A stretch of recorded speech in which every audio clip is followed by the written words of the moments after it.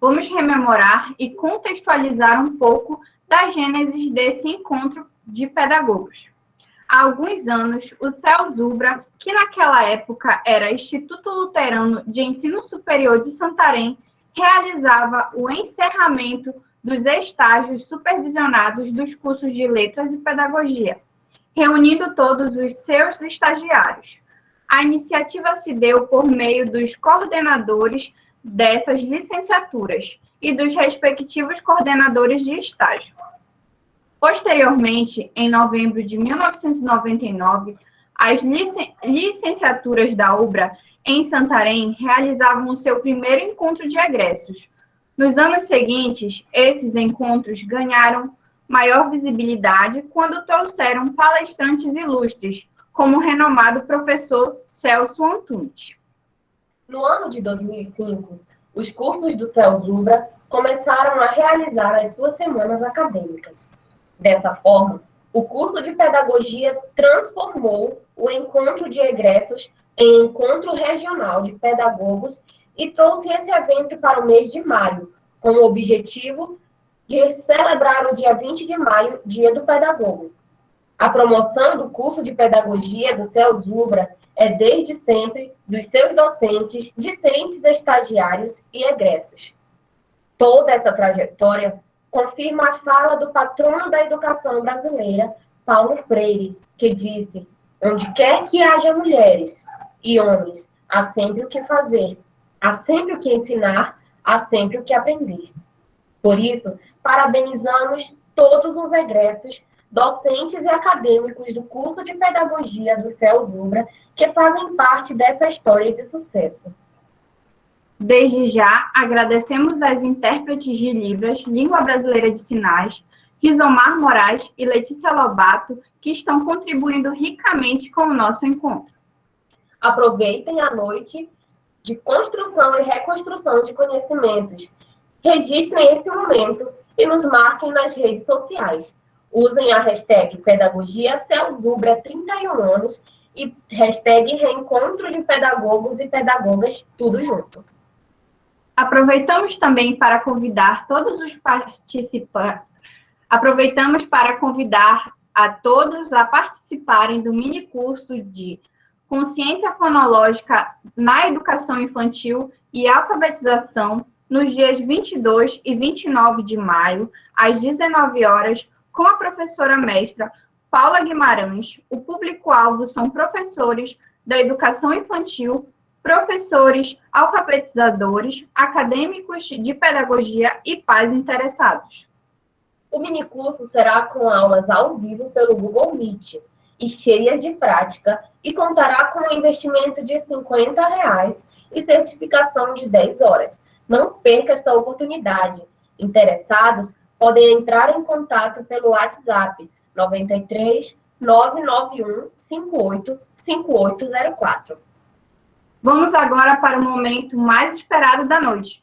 Convidamos o ilustríssimo professor especialista, Rony Silva, para ministrar o tema Empreendedorismo Pedagógico sobre a mediação da professora especialista Nareli Tavares Rodrigues e Melo. O professor especialista Rony Silva é mestrando em Sociedade, Ambiente e Qualidade de Vida na UFOPA, psicopedagogo, institucional e clínico com atuação no desenvolvimento e na melhoria da qualidade de vida, interação social, desempenho cognitivo e estado emocional de pessoas em processo de aprendizagem. Especialista em metodologias ativas, licenciado em pedagogia, com habilitação para gestão, supervisão escolar e orientação educacional. Desempenha serviços de supervisão, coordenação pedagógica e assessoria de assuntos educacionais nos níveis de educação infantil, ensino fundamental, educação profissional básica e de ensino médio, e na modalidade de educação de jovens e adultos. É integrante do Laboratório de Pesquisa Crianças e Infâncias Amazônidas, o FOPA. É membro fundador da Associação de Educação Social Francisca do Rosário Carvalho, na qual realiza pesquisas e estudos em psicologia histórico-cultural. na educação amazônica. Tem experiência na área de educação, com ênfase às aprendizagens ativas de crianças, jovens e adultos, avaliação dos estilos de aprendizagem e tipos de inteligências, neurociência, aprendizagem e qualidade de vida, estudo, investigação e intervenção em problemas de não aprendizagem, implementação e avaliação de metodologias de ensino, educação social, arte e educação, educação musical, estudo de currículo, formação de professores, planejamento de ensino e metodologias ativas, construção de projetos educacionais, projetos artístico-culturais, elaboração de projetos voltados às organizações da sociedade civil e administração de espaços escolares e não escolares. Possui prêmios como Chevalier e serviços meritórios concedidos pela Ordem de Molay para a República Federativa do Brasil, OSCOD RFB. Atua como membro do corpo editorial da revista Ciências da Sociedade. Recebam agora o ilustríssimo palestrante do 15º Encontro Regional de Pedagogos.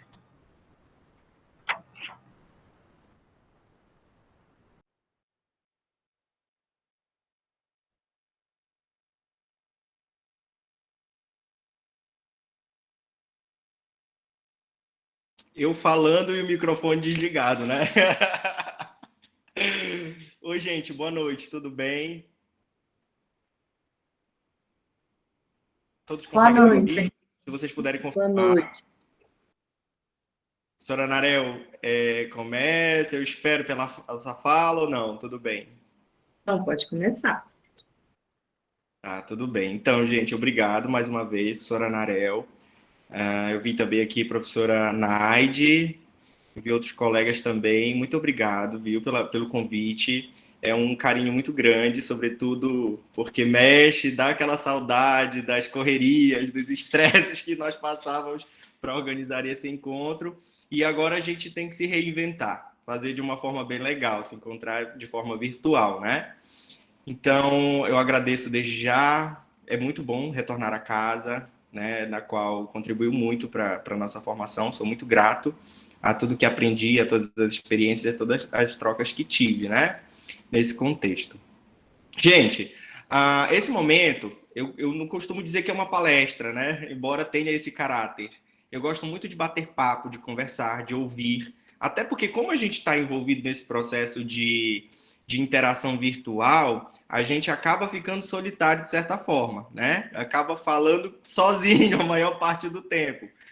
Mas eu gostaria que vocês ficassem à vontade, para que vocês expusessem as suas inquietações, os seus questionamentos, enfim, as suas experiências, conforme nós fôssemos falando. Não tem problema nenhum. Eu vou compartilhar minha tela e, por conta disso, eu não vou conseguir olhá-los e nem ler as mensagens do chat. E aí a gente pode estar interagindo dessa forma, tá bom? Uma outra coisa também, eu vou estar interagindo com vocês a partir do celular. Caso vocês estejam utilizando ele, não tem problema. Quem estiver utilizando o computador, fica tranquilo. Eu vou fazer um pequeno questionário com vocês. Quem puder responder, tudo bem. A gente vai dar um tempo e aí eu vou acompanhando com vocês sobre os resultados, tá bom? Vou compartilhar minha tela, só um instante.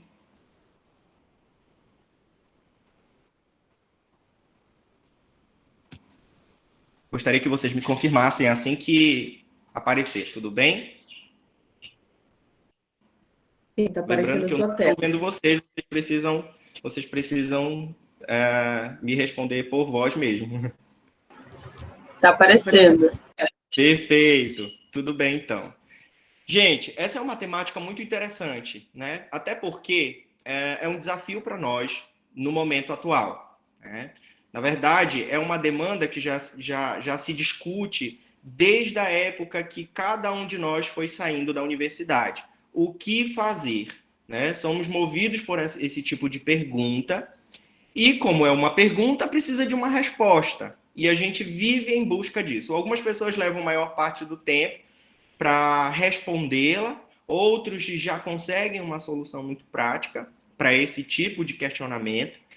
E falar de empreendedorismo é algo que mexe muito com a nossa realidade, até porque, considerando todas as necessidades que nós temos hoje na sociedade, se reinventar, se refazer como profissional é uma das habilidades que, desde que a pedagogia se consolida na sociedade, ela é necessária, né? Claro que com seus percursos e percalços aí existem uma série de coisas que a gente precisa pensar, a gente precisa discutir, reformular, entender. São legislações que mudam, são processos que são descartados, novos processos que são aderidos, são novas pessoas que fazem parte desse contexto.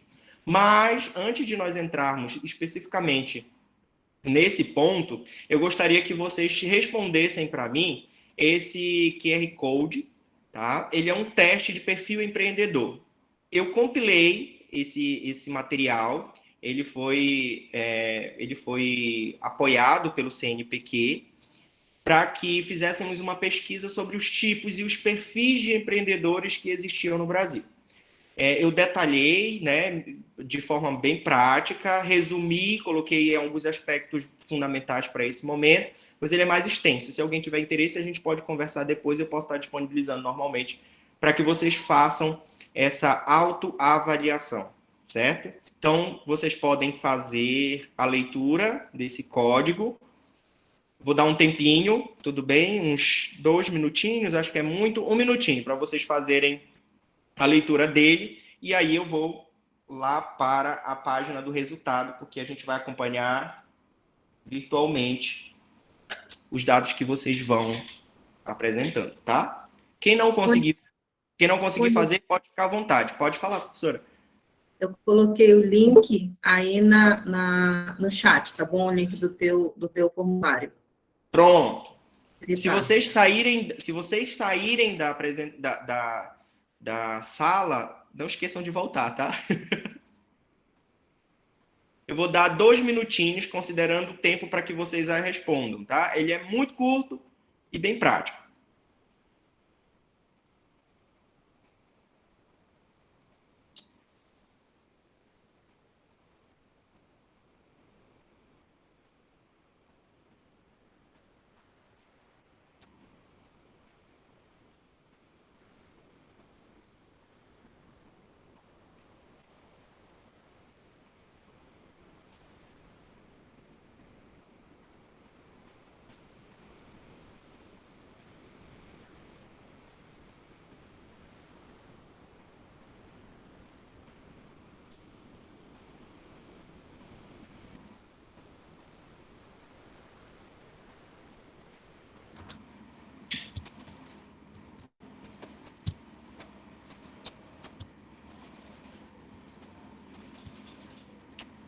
Nós já temos 3 respostas, eu vou aguardar um tempinho mais, respeitando o nosso tempo acordado, e aí a gente vai fazer uma análise desse material. Valeu, professor.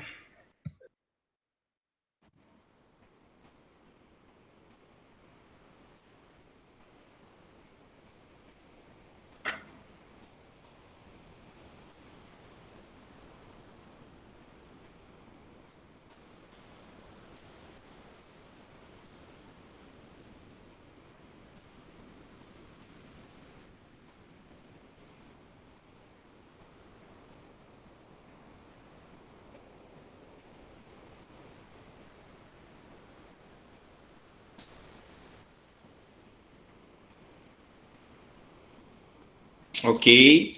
Quem quiser responder pode continuar, tá? Não vou encerrar o questionário, e aí as perguntas vão surgir. Na verdade, as respostas vão acompanhando esse processo estatístico, tá? Gente, esse questionário, antes de entrar especificamente no detalhamento dele, eu gostaria que alguém pudesse compartilhar um pouquinho da experiência que teve ao respondê-lo.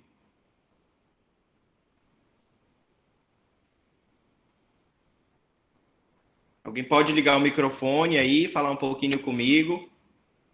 Já liguei aqui, posso? Pode, prof.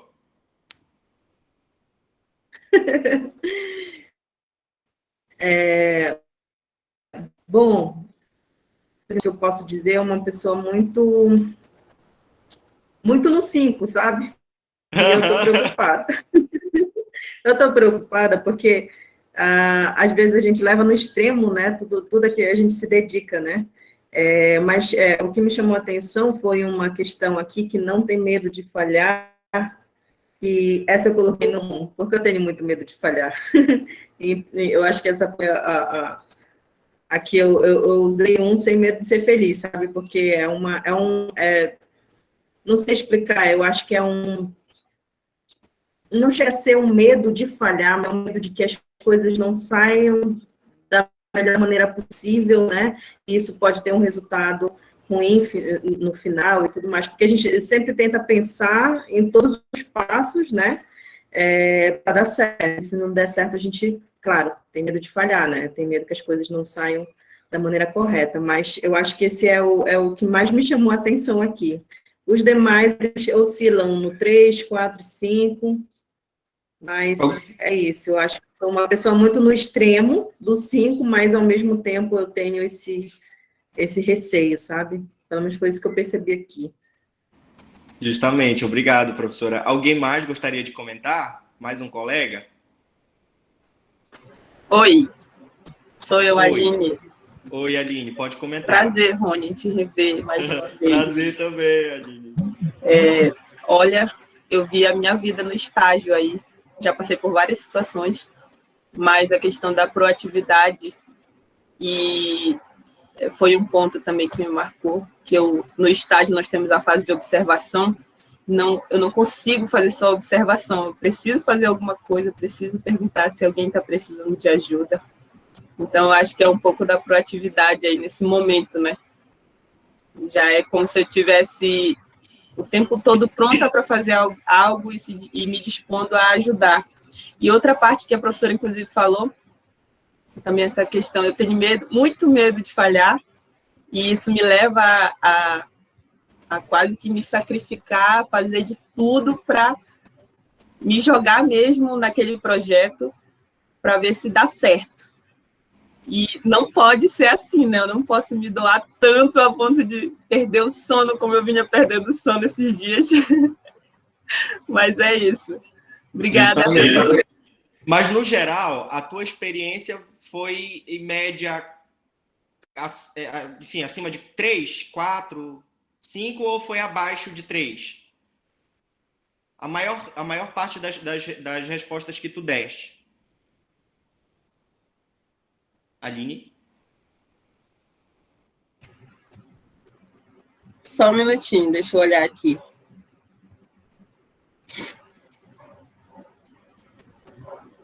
A maior parte foi 5.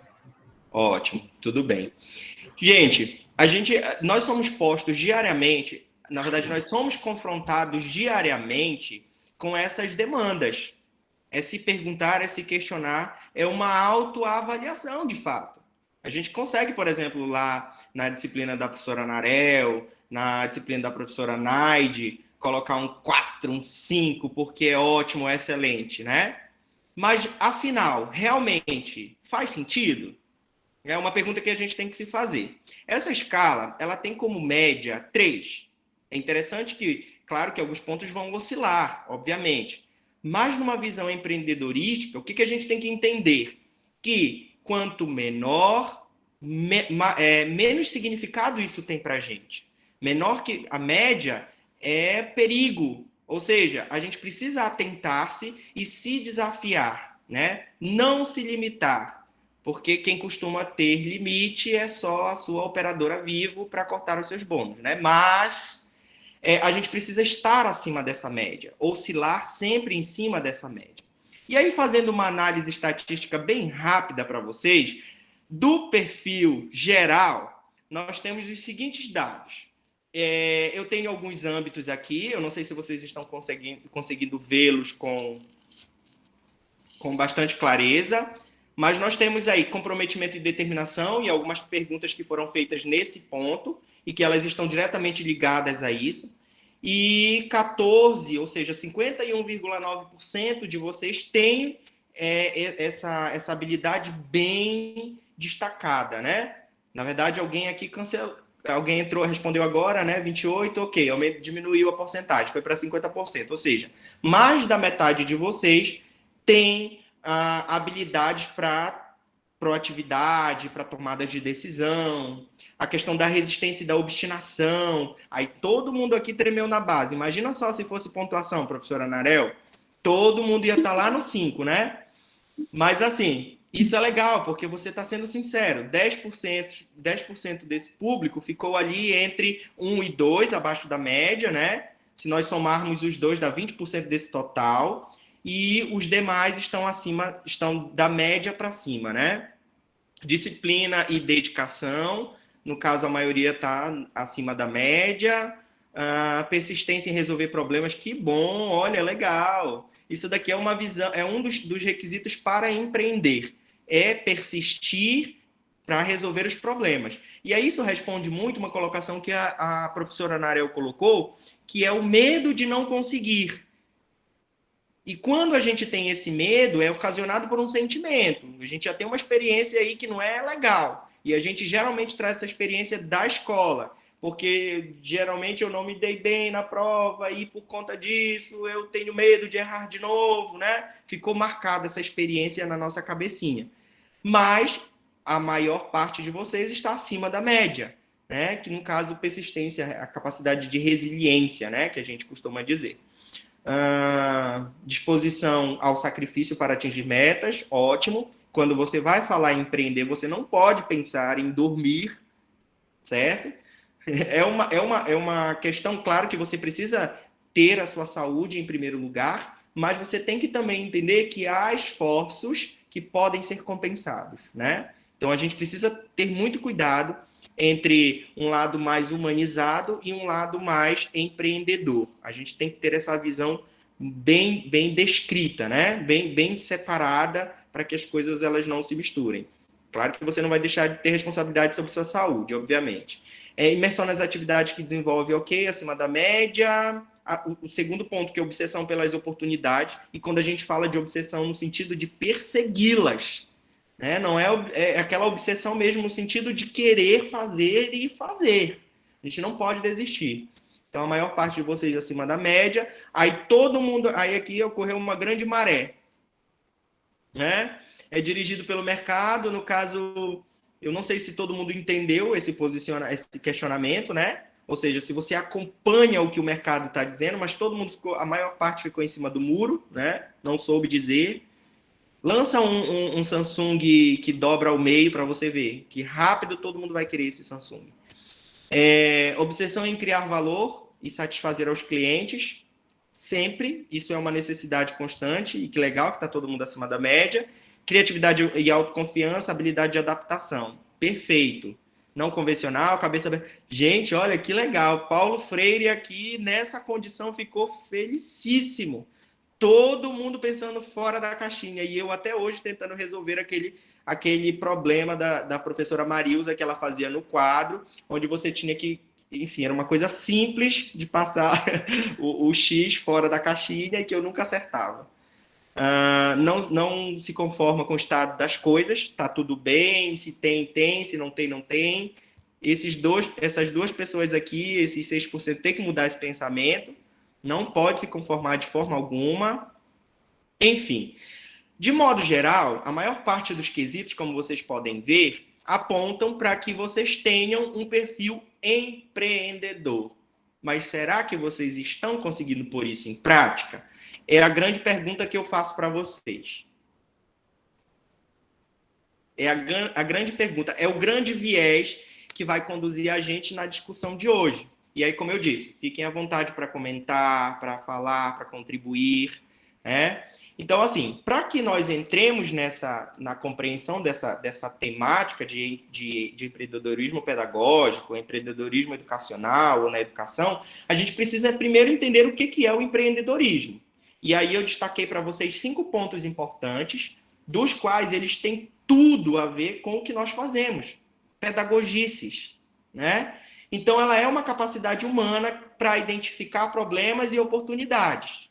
Eu aposto que quando vocês estavam respondendo a esse questionário, vocês estavam também pensando nas oportunidades, nos problemas, né? As insatisfações de vocês diante de alguma coisa, certo? Então, que bom, já fiz uma estimulação cognitiva com vocês nesse aspecto. E quando a gente fala de capacidade humana, é algo que pode ser aprendido, independente da condição em que você viva.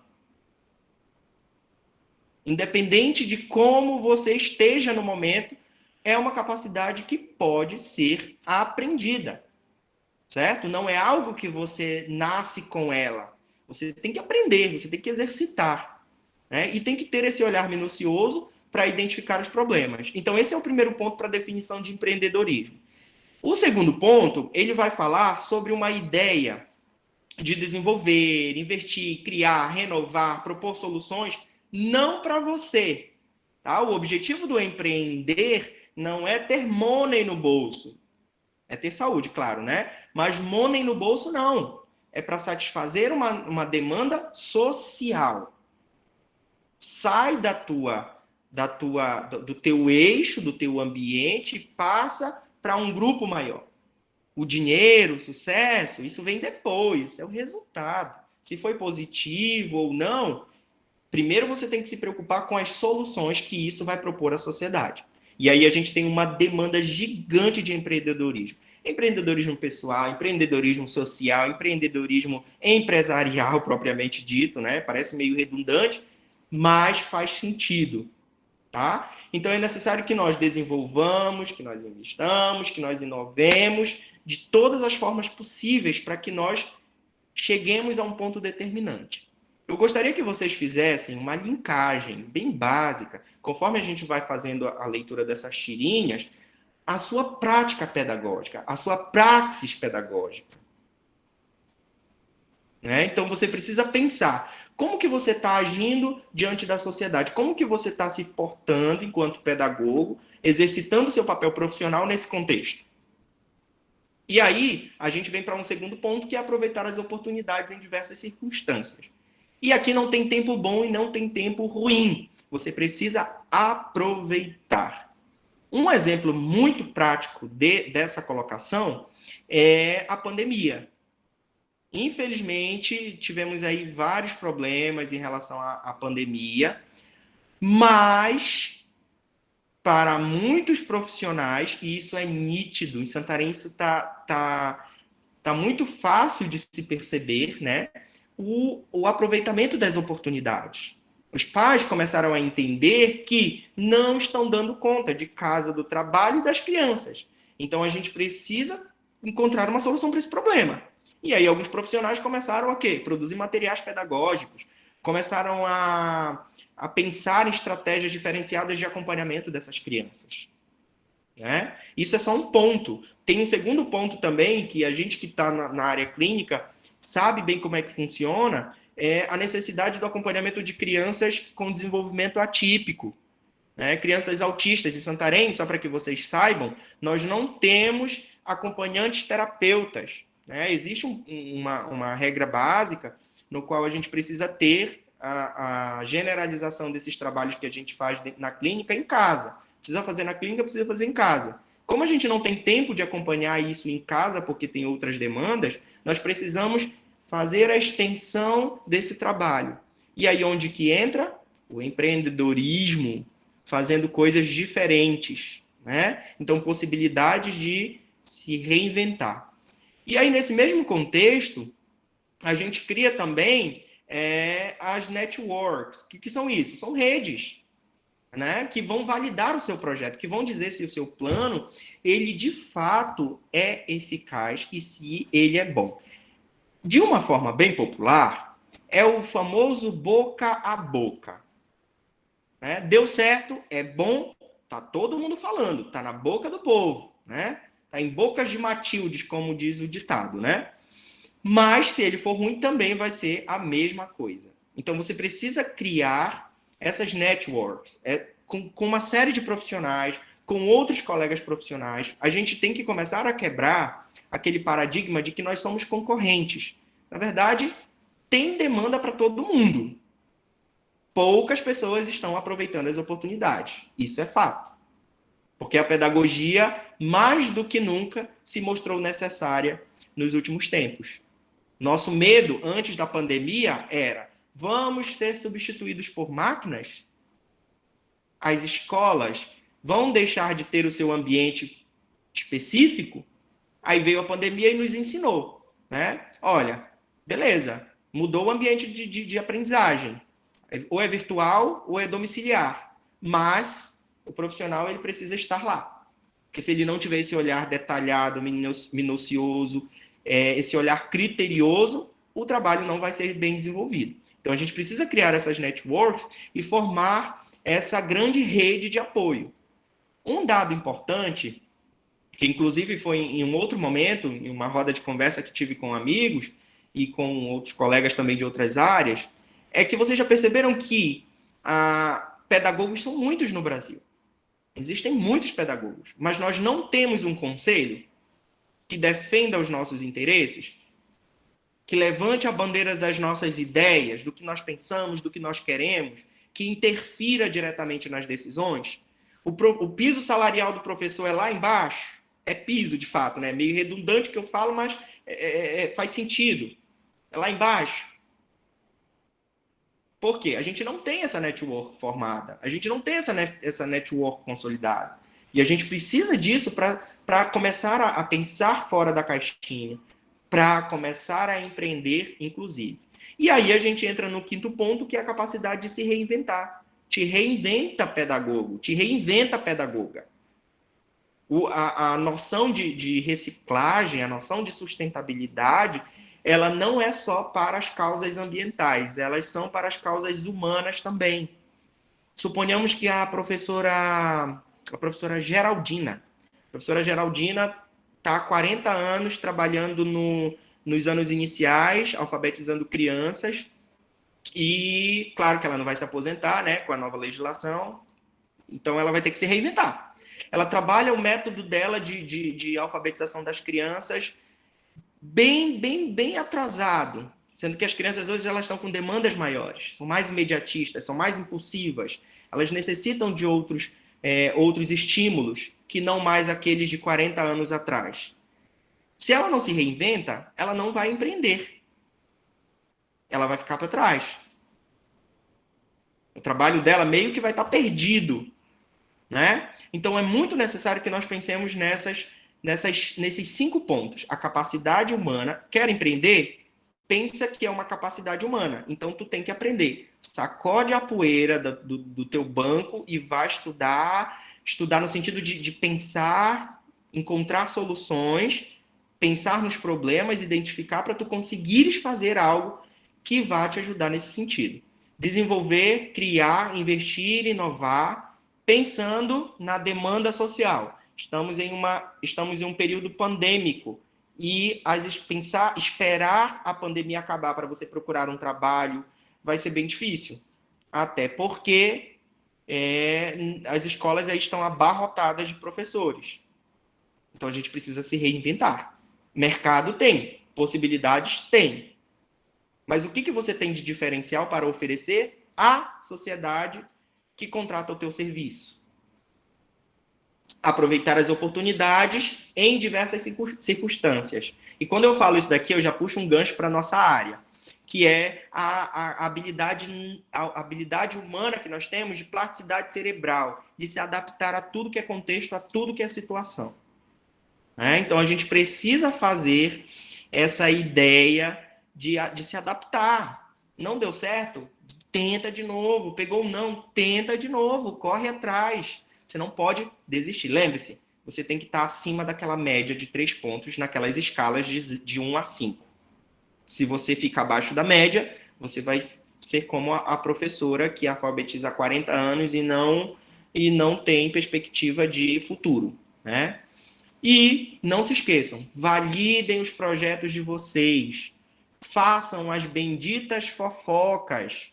No meio científico, né, professora Narel, a gente chama de fofocas científicas, que é um negócio assim saudável, né? Mas façam essa fofoca chegar em outros lugares, né? Façam o trabalho de vocês ser conhecido, né? Aí a gente passa para um outro ponto. Vejam bem, primeiro dado.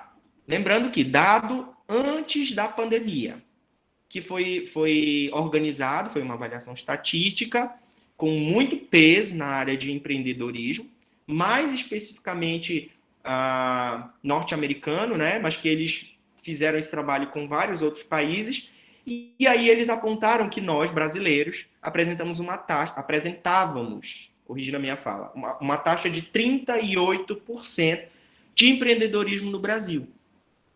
É pouco? Parece. Mas quando eu falo para vocês que esses 38% representam ou representavam 52 milhões de brasileiros, aí o negócio já começa a mudar. Certo? E dentro dessa faixa etária, 2 em cada 5 brasileiros entre 18 e 64 anos estavam à frente ou tinham projetos futuros para empreender. Isso quem diz não sou eu, é a Agência Brasil, utilizando-se desses dados disponibilizados pela essa equipe de monitoramento, né, norte-americano sobre o empreendedorismo. Né? É o monitoramento de empreendedorismo. E esses dados da Agência Brasil foram divulgados em 2019. Eu não consegui encontrar dados mais atualizados, até porque questões de dados no atual momento são coisas que não se divulgam, né? Sobretudo em questões públicas. Então, assim, a gente precisa pensar em tudo isso. Você está dentro dessa estimativa de 18 a 64 anos? Cadê teus projetos? Ou você está à frente de quê? Você está empreendendo aonde? Só para que vocês tenham um exemplo muito prático dessa reflexão, que ela é muito necessária, a educação norte-americana, ela forma cidadãos para empreender, certo? Esse é o primeiro ponto. Um dos problemas da nossa educação atualmente, e que, na verdade, desde a promulgação da nossa lei magna, né, da nossa lei maior, que é a LDB, é formar cidadãos para o trabalho. Temos duas vertentes: empreendedores e trabalhadores. Parece a mesma coisa, parecem sinônimos, mas não são, certo? Um exemplo muito prático disso, e aí eu já vou trazendo na minha fala uma validação social disso que eu estou dizendo, é que onde estão as maiores empresas de telefonia, de fabricação de celular, assim, as que mais acumulam, né, finanças, né? E onde estão os maiores desenvolvedores de tecnologias? Nos Estados Unidos. Nos Estados Unidos. Entre eles, Bill Gates. É um cara que simplesmente entrou para uma faculdade de ciência da computação e simplesmente resolveu desistir desse grande projeto de vida, fazer a faculdade, e resolveu empreender. E quando ele conseguiu fazer tudo isso, quando ele pensou fora da caixinha e quando ele já estava estabilizado, ele simplesmente foi lá e contratou os professores dele para serem os engenheiros de software dele, da Microsoft. Então, vocês começam a perceber que a gente precisa pensar fora desse ideal, esse padrão de trabalho que a gente tem e começar a inovar. O empreendedorismo ele está dentro do quesito trabalho, mas ele não é unicamente trabalhar para alguém. É a capacidade que você tem de gerenciar as suas práticas. E isso tem tudo a ver com os processos educacionais, com os movimentos dentro da educação. Autonomia, criticidade, né? E a gente vai falar um pouquinho mais na frente sobre a eutagogia, andragogia, que mexeu aí com as canelas de um monte de professores e um monte de escolas, que a galera estava começando a tomar conta de si, não estava mais dependendo de ninguém. Veio uma nova geração totalmente virtual, onde você acessa o computador e tem milhões de informações. Então, a gente precisa começar a pensar a partir desses vieses. E aí eu te pergunto, tá esperando o quê? Esperando a pandemia passar? Estás esperando te formar para começar a empreender? Como é que é? Você acha que você não tem capacidade? Você acha que você não consegue aprender a empreender? E a gente tem que pensar muito sobre isso, né? Daí a gente entra nesses aspectos que são relevantes ao fato de empreender, né? E aí eu trago algumas indicativas. Primeiro, saia da zona de conforto e haja. Você não pode simplesmente sonhar. Sonhar. Sonhar. Você precisa sonhar e fazer. Ah, mas aí, poxa, é difícil, vai ter muito estresse. Eu vou ter que pegar sol na cara, eu vou ter que pegar chuva, eu vou ter que, sei lá, Santarém é só buraco, eu vou ter que gastar, arrebentar a sandália andando para cima e para baixo. Tem que sair da zona de conforto. Tem que sair da zona de conforto. Eu não sei se a Bruna tá por aqui. Mas quando o Sinapses surgiu, o sonho nasceu no meio da pandemia. A gente não estava pensando em pandemia. Sinapses nasceu dentro da pandemia, justamente porque as nossas pernas já estavam trêmulas com medo do que se sucederia na clínica.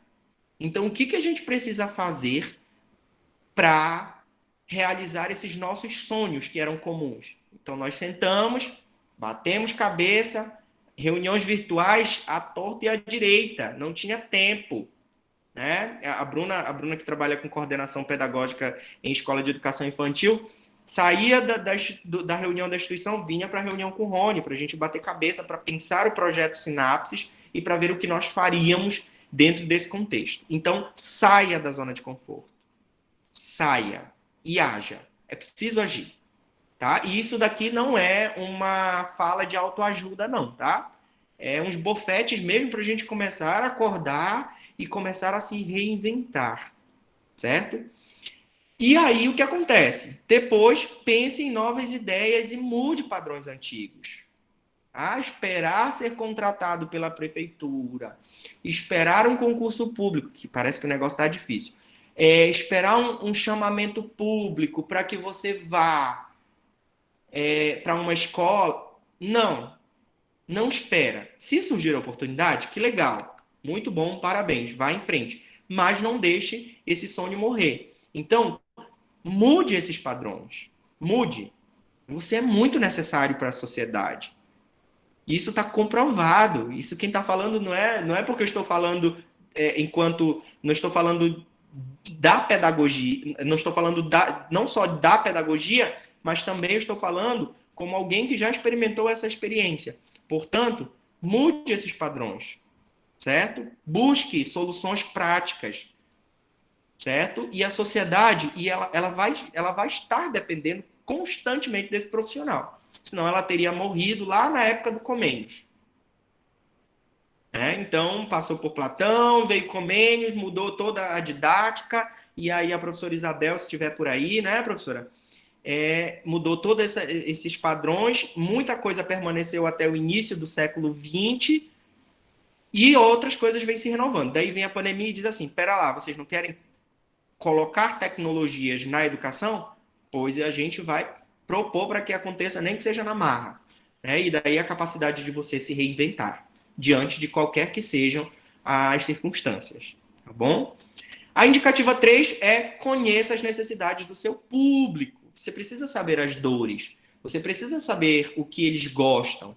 E aqui é uma visão empreendedora de fato. Tá? Você precisa olhar com uma ideia do que eu preciso fazer para mudar a realidade. Isso independente de recursos financeiros ou não, tá, gente? Eu estou falando de uma forma muito ampla sobre questão de empreender. Não estou focando somente no âmbito empresarial, mas pode ser isso no aspecto social também. Porque existem muitas crianças, por exemplo, que não conseguem acessar os vídeos da escola porque não tem um celular, não tem internet. O que você pode fazer para empreender a isso? A gente tem uma prática muito legal na clínica, tanto Bruna quanto eu e alguns colegas também fazem isso, que a gente trabalha com atendimentos sociais. E esses atendimentos sociais, eles vão ocorrer desde a questão da diminuição do valor pago na sessão até a isenção completa desse tipo de provento, né? Então, a gente está ajudando. Pode ser pouquinho? Mas a gente está empreendendo também nessa área social. Porque nós estamos preocupados com pessoas que não têm condições, mas que precisam do suporte. E como ele é escasso, a gente pode abrir mão de alguns caprichos e trazer outras pessoas para junto de nós, né? A indicativa 4 é ativar gatilhos mentais. Quando a gente fala de gatilhos mentais, a gente está falando de emoções e sentimentos. Emoções e sentimentos são ações. Ações imediatas ou ações tardias. Como que funciona tudo isso, Rony? Emoções imediatas, as emoções, elas são reflexos, são ações que aconteceram exatamente naquele exato momento. Por exemplo, você viu uma... Gente, agora me fugiu o nome da caixinha. Se alguém puder me ajudar aí, que deu branco, aquela caixinha que fala. Alexa. Alexia, isso! Você viu uma Alexa, você adorou, porque ela fala, ela canta pra ti, ela faz um monte de coisa, ela apaga a luz, ela te acorda, ela faz um monte de coisa. Você já foi movido por uma emoção, a emoção de querer. Você já foi contagiado por uma felicidade. Você nem pensa que o valor que você paga nessa Alexa, você podia, sei lá, fazer um curso diferente ou comprar mais comida para casa. Você vai e compra. Isso são gatilhos mentais. E os sentimentos, que eles podem ser tanto aversivos quanto significativos.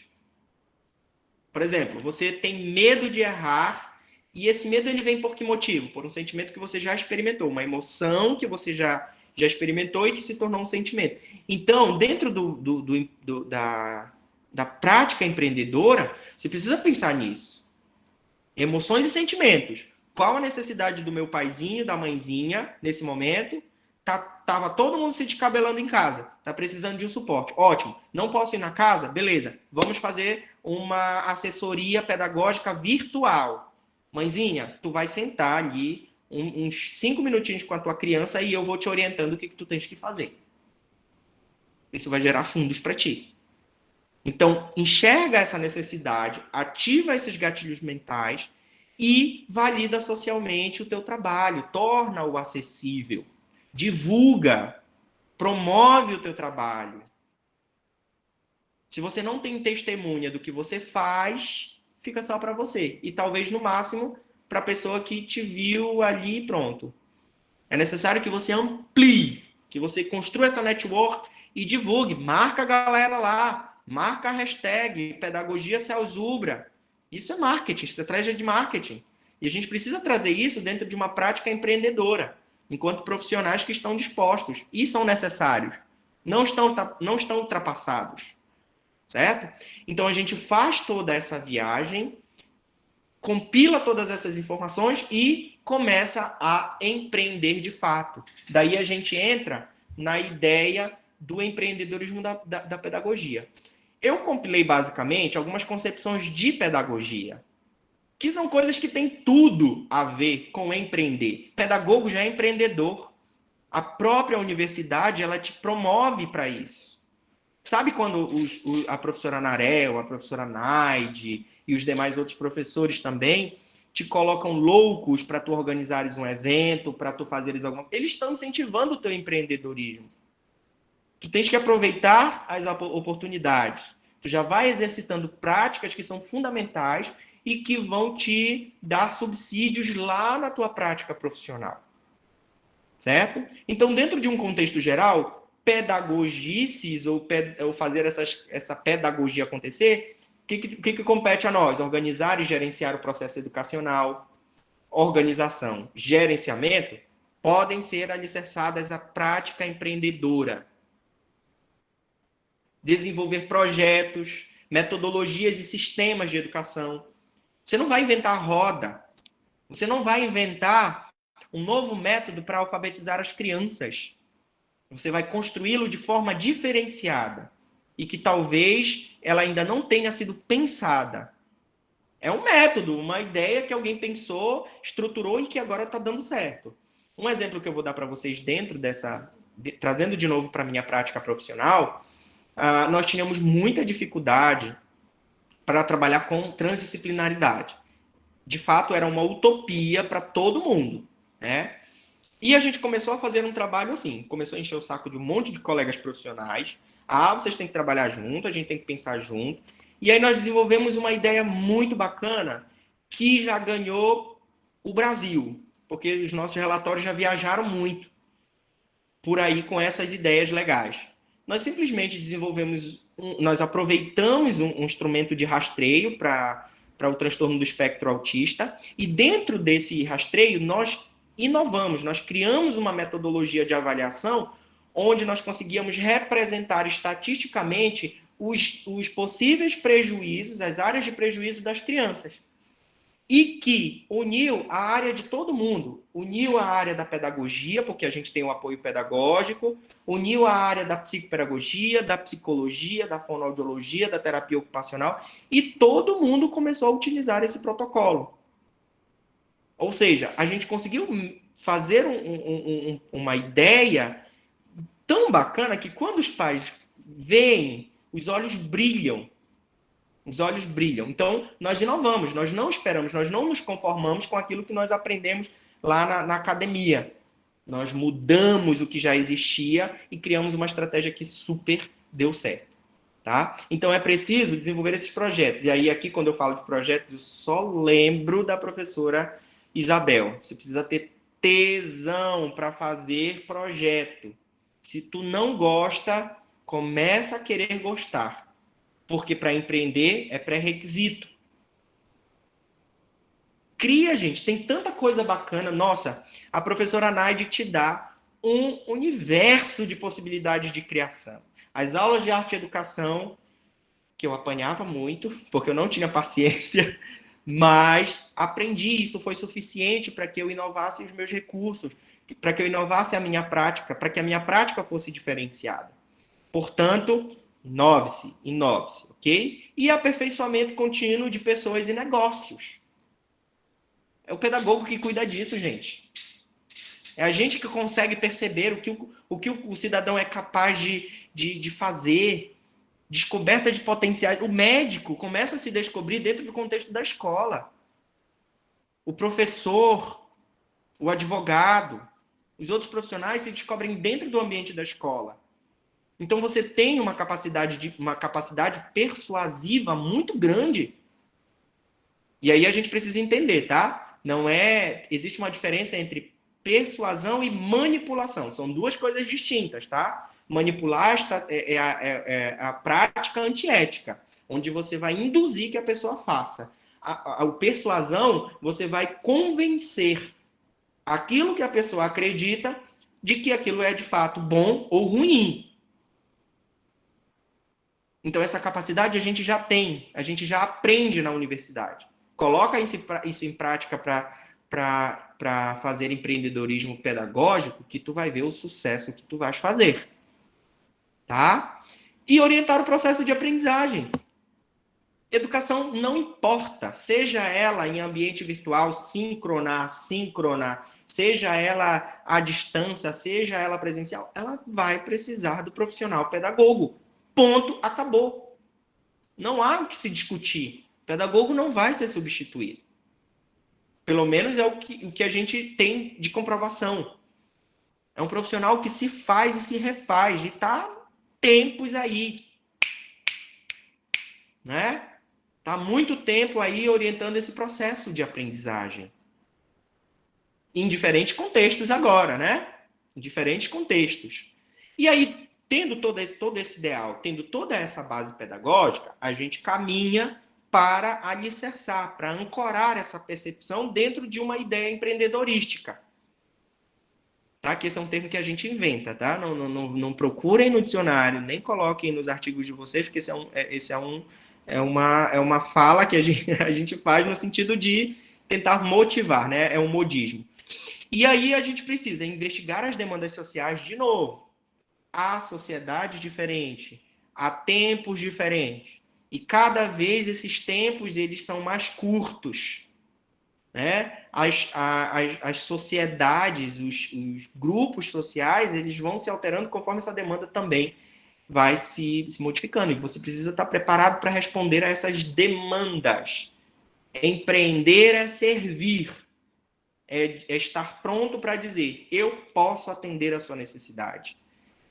Essa minha fala parece daqueles caras que vendem TechPix, né, e outras coisas aí na televisão. Sua vida vai melhorar, mas é isso. Isso é persuasão, né? E aí você precisa propor soluções assertivas para cada público. Não adianta, por exemplo, você criar um projeto e você querer aplicá-lo em diferentes contextos. Não vai dar certo. Você vai dar com os burros na água. Você precisa ter proposições assertivas para cada grupo. Um grupo ele tem a necessidade de um professor em casa. Mas esse professor em casa, ele não pode ir na casa. Ele precisa ser virtual, precisa ser atendimento virtual. E aí? Você só faz atendimento presencial. Outros grupos não precisam do professor, eles precisam de alguém com um olhar minucioso para desenvolver brinquedos, para desenvolver recursos pedagógicos. Porque isso ninguém tira da gente, tá? Isso é uma coisa que também vocês precisam bater no peito e se conformar. Na verdade, e convencer todas as outras pessoas de que, independente onde se utilizem a bolinha e o uso funcional dessa bolinha, foi pensado graças a ideias pedagógicas. Chutar. E pedagógicas eu não estou falando que se restringe só ao pedagogo, tá? As outras licenciaturas também contribuem para isso, tá bom? E evidenciar a eficácia do produto. Se você não mostra que o seu produto é bom, que garantias você vai ter que estar empreendendo? Né? As pessoas, elas podem surgir do telefone que for. Vou dar um outro exemplo bem nítido, né? Que a gente costumeiramente encontra por aí.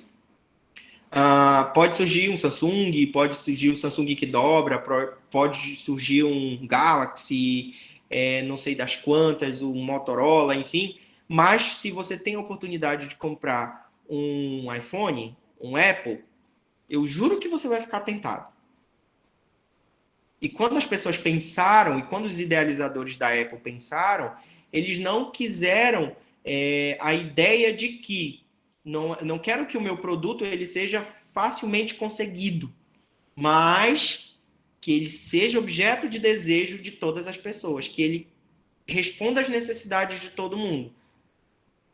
E essa é uma das práticas, esse é um dos pilares dele. Então a gente tem que pensar dessa forma. O teu produto ele precisa ser visto como essencial, indispensável, e por conta disso ele precisa ser evidenciado. Daí a gente tem 3 palavras-chave nesse contexto do empreendedorismo. O primeiro é validação social, que a gente vem falando desde o início, que é apresentar dados para justificar a necessidade do produto. Para eu convencer vocês, não sei se estou convencendo, mas se isso acontece, que bom, parabéns, estou cumprindo o meu papel. No meio dessa fala, eu trouxe dados estatísticos para que vocês vissem o quanto de pessoas empreendem. E ainda fui mais a fundo, toquei na dor de vocês. Pessoas entre 18 e 64 anos. Isso é validade social. Aposto que vocês ficaram com os pés coçando para começar amanhã já a fabricar materiais para querer vender, atividades para querer vender. Então, isso é validade social. E quanto mais validade social você tem, pode aparecer milhões de concorrentes ou trabalhos iguais. Mas se o seu trabalho ele tem validade social, você vai ser destacado. Certo? Você precisa ter também autoridade, que no caso é transpassar essa credibilidade. Não é falar por falar. Não é falar o que você leu, o que você só leu, mas o que você viu, entendeu e que você entende. Você tem que mostrar seguridade. Cara, essa caneta ela é maravilhosa. Eu consigo fazer com que o seu filho, que odeia pegar no lápis, consiga manter o foco atencional dele neste pequeno dinossauro. Eu consigo fazer com que ele desenvolva as habilidades que tem que apresentar em determinado tempo, propondo uma estratégia diferenciada. Então, você precisa transpassar essa credibilidade. E a reciprocidade, que é corresponder a essa necessidade que as pessoas têm. Se ela compra o teu produto e ela não se viu, não se encontrou nele, não se viu na tua fala, você não está conseguindo ter um processo de reciprocidade. É o famoso feedback, onde você vai ter um retorno. Poxa, que legal! Eu acredito que a maioria dos profissionais que estão aqui e que já estão fazendo esse processo de empreender, principalmente agora no processo de pandemia, não tem coisa mais gostosa do que ir lá no teu Facebook, no teu Instagram, e o paizinho comentar: meu Deus, ele não fazia isso e agora está fazendo. Que coisa maravilhosa! Eu adoro esse trabalho. Que bacana! Isso é muito positivo, gente. Isso é muito bacana. Tanto eleva os teus níveis de bem-estar subjetivo, quanto vai corresponder às necessidades, vai corresponder à reciprocidade, certo? Então, você precisa ter isso muito fortemente na tua prática. E aí a gente tem 2 vieses, né? A gente tem 2 pontos importantes dentro do empreendedorismo. Ah, mas isso não é da minha parte, isso é do pessoal lá do marketing, isso é do pessoal lá... Não existe mais isso. As barreiras, hoje em dia, elas não são mais necessárias. Não existem limitações para áreas profissionais. O que você puder aprender com o outro ou ensinar para o outro, e essa é uma máxima que a gente carrega desde a época que a pedagogia é pedagogia, a gente precisa também multiplicar. Viram de novo a influência da pedagogia no ato de aprender a aprender, de aprender com o outro, de ensinar e aprender, essas falas que são todas nossas, né? Posição de fala nossa, né? Então a gente tem esses 2 vieses, que é a inovação e criatividade, e dentro desse conceito a gente tem a internet das coisas e a Big Data, que é justamente essa avalanche de informações, essa avalanche de conectividade, essa avalanche de recursos que possibilitam acessar o conhecimento. Mas para acessar esse conhecimento, eu preciso ter um filtro. Ou alguém de vocês costuma tomar café com o pó? Eu acho que, se tiver, são poucas as pessoas, mas a maioria de vocês precisam filtrar esse líquido, né? E quem é esse filtro? O professor.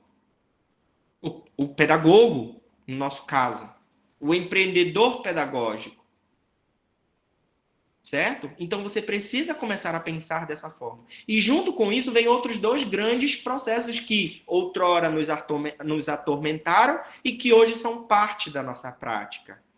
Que são os processos de andragogia, e andragogia não mais aquela convencional de educar os jovens e adultos, mas educar no sentido de torná-los no dia apto, né? Porque é uma palavra meio não legal para o nosso meio, mas habilitado para exercer funções sociais importantes, como trabalhar, manter sua família, enfim. E aí isso pode acontecer de diversas formas. Tanto em ambiente, tanto em ambiente virtual, como propriamente em ambientes presenciais. E aí também tem a ideia da eutagogia, que essa concepção da eutagogia, ela está diretamente relacionada aos estudos direcionados para onde a pessoa ela é dona do seu estudo, ela é dona do seu processo de aprendizagem. Por exemplo, eu quero estudar para um concurso. Eu vou lá para o cursinho, mas em casa eu estou construindo o meu processo, ou seja, estou fazendo o meu processo de aprendizagem. Estou ressignificando todo o conhecimento que eu aprendi anteriormente. Isso é eutagogia. Mas nem todo mundo vai ter a capacidade de entender como esse processo pode ser significativo e prático. Como criação de mapas mentais, como criação de estratégias de estudo diferenciadas. Antes de eu permanecer na clínica, somente com o trabalho na clínica, eu fazia muito mapa mental.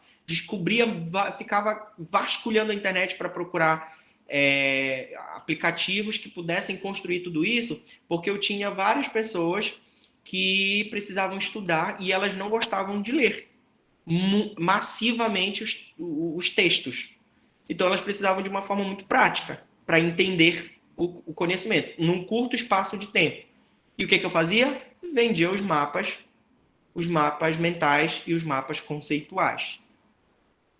Design Thinking, orientava a construção de Design Thinking, e tantas outras propostas.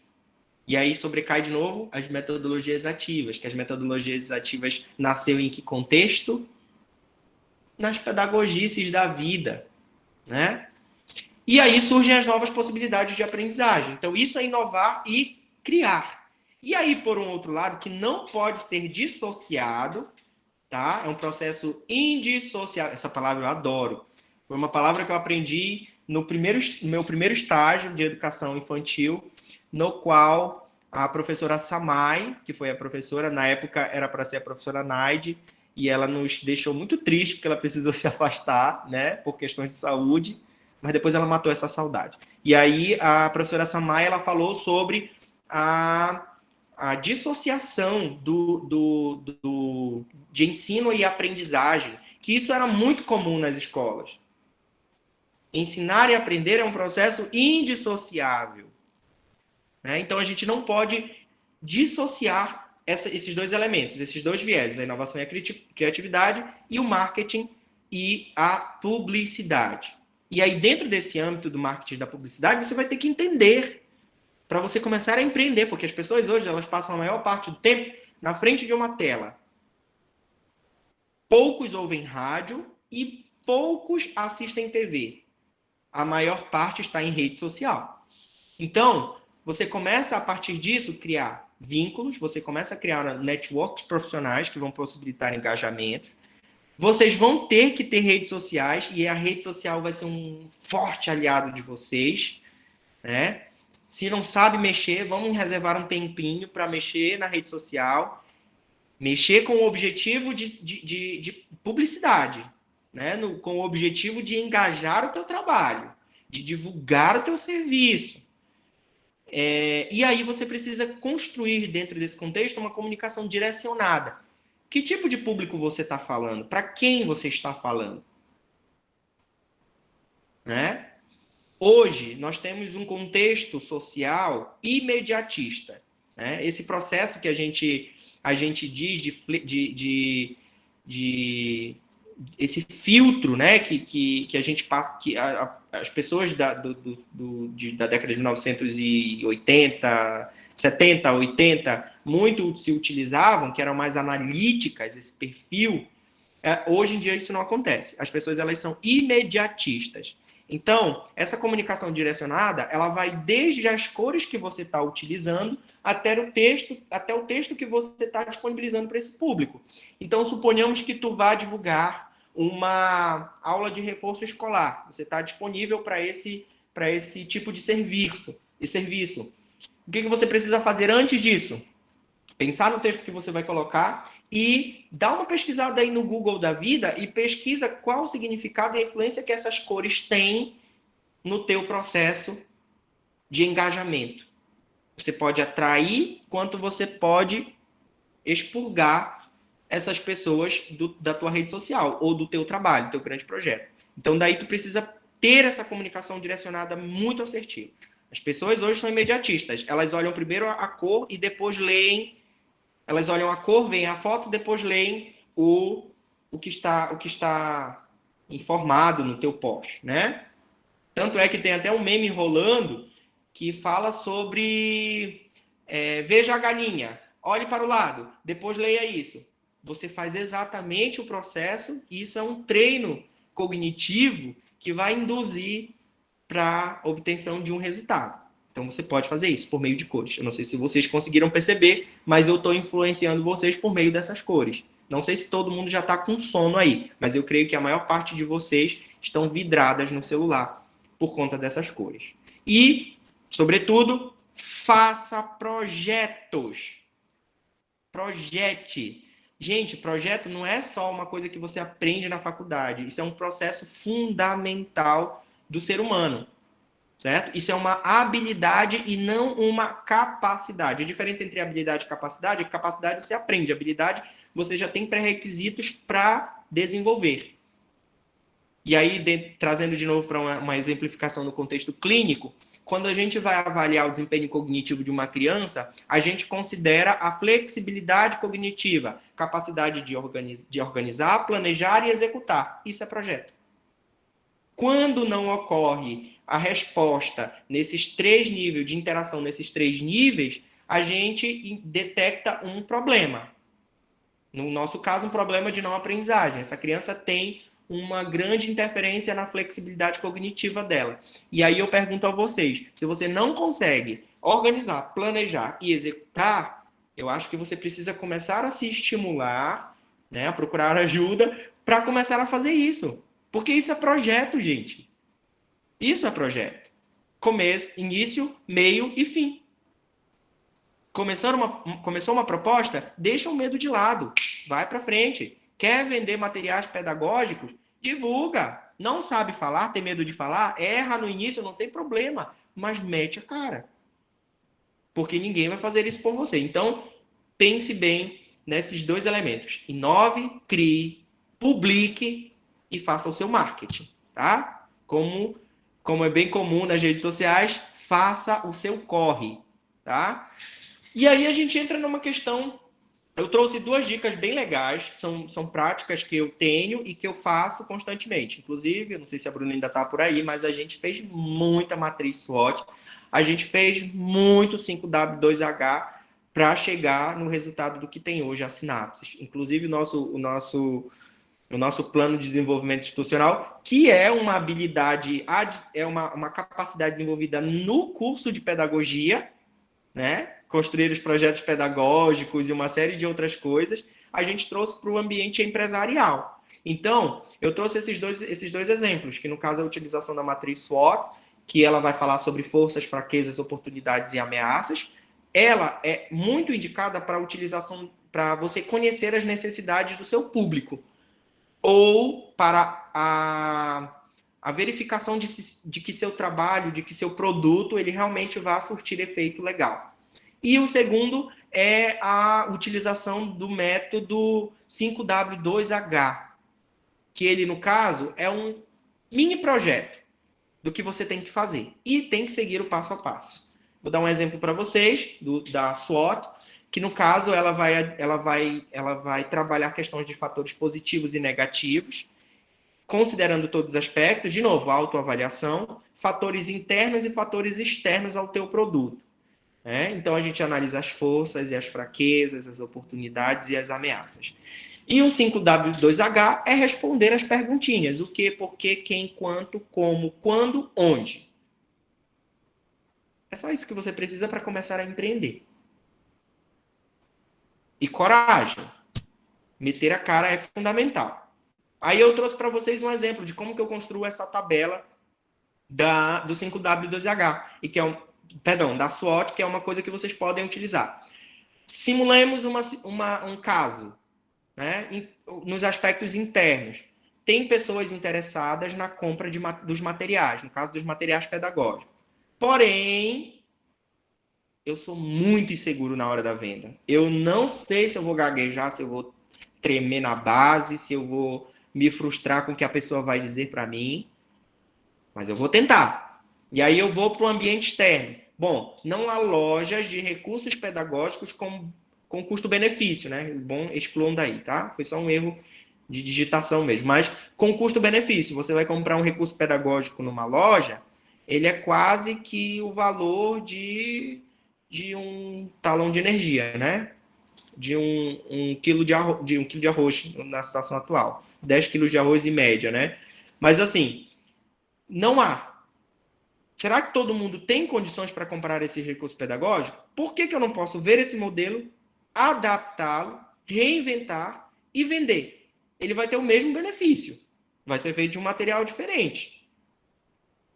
E aí a grande ameaça para esse elemento externo, que é um ponto negativo, é o surgimento de outras propostas com o mesmo viés. E aí, aqui é onde você vai se utilizar da validade social.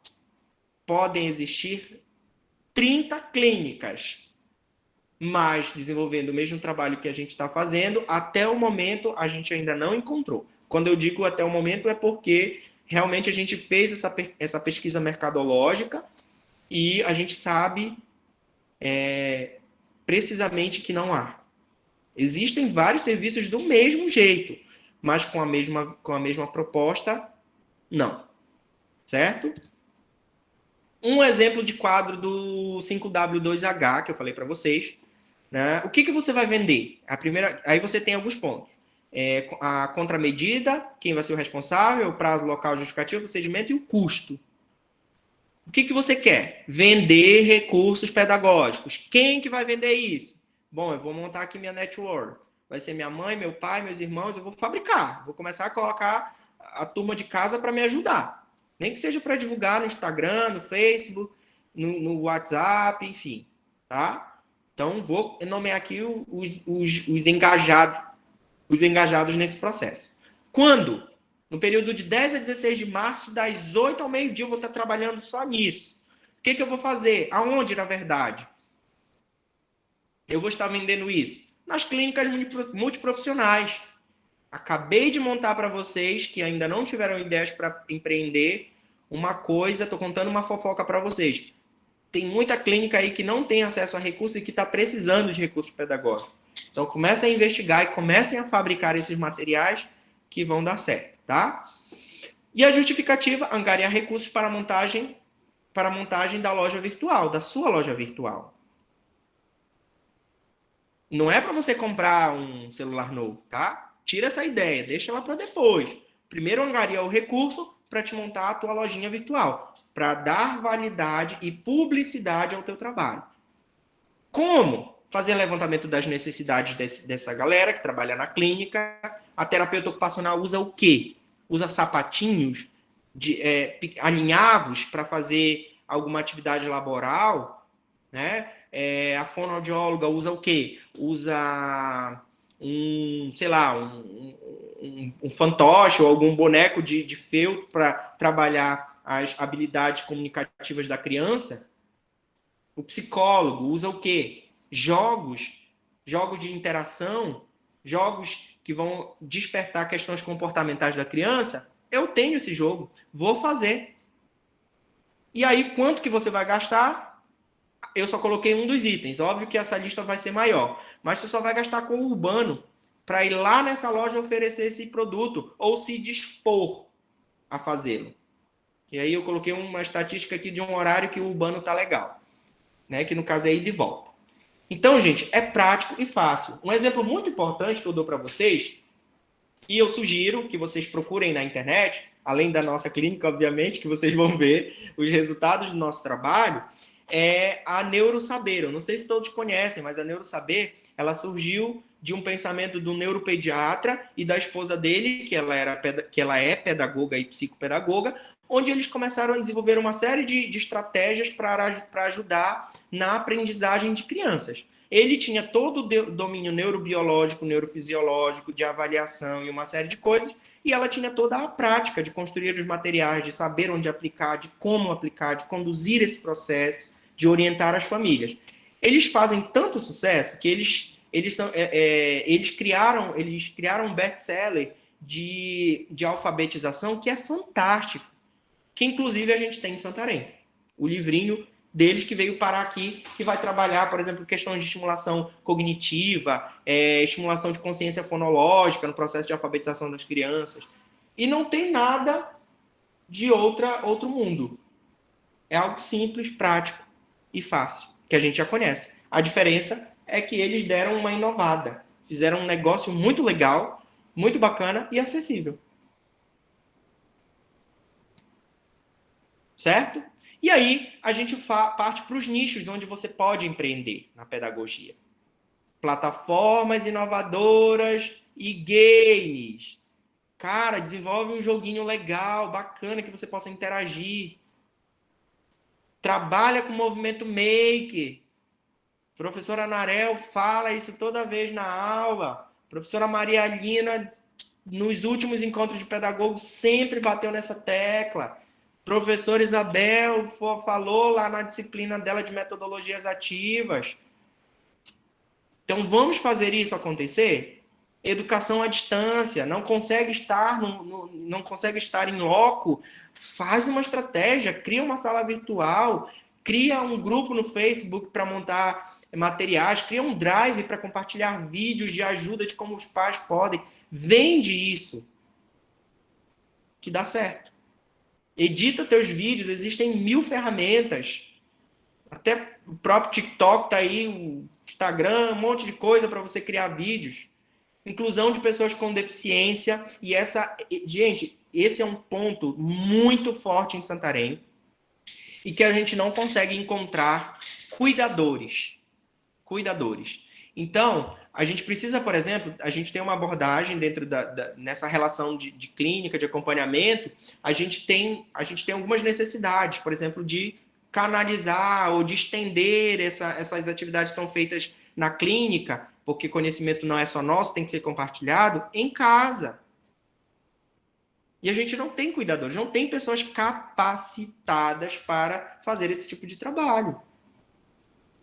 Eu conheço vários paizinhos que precisam desses grupos de pessoas que estejam disponíveis para serem esses cuidadores. Cuidadores no sentido de ajudar no desenvolvimento.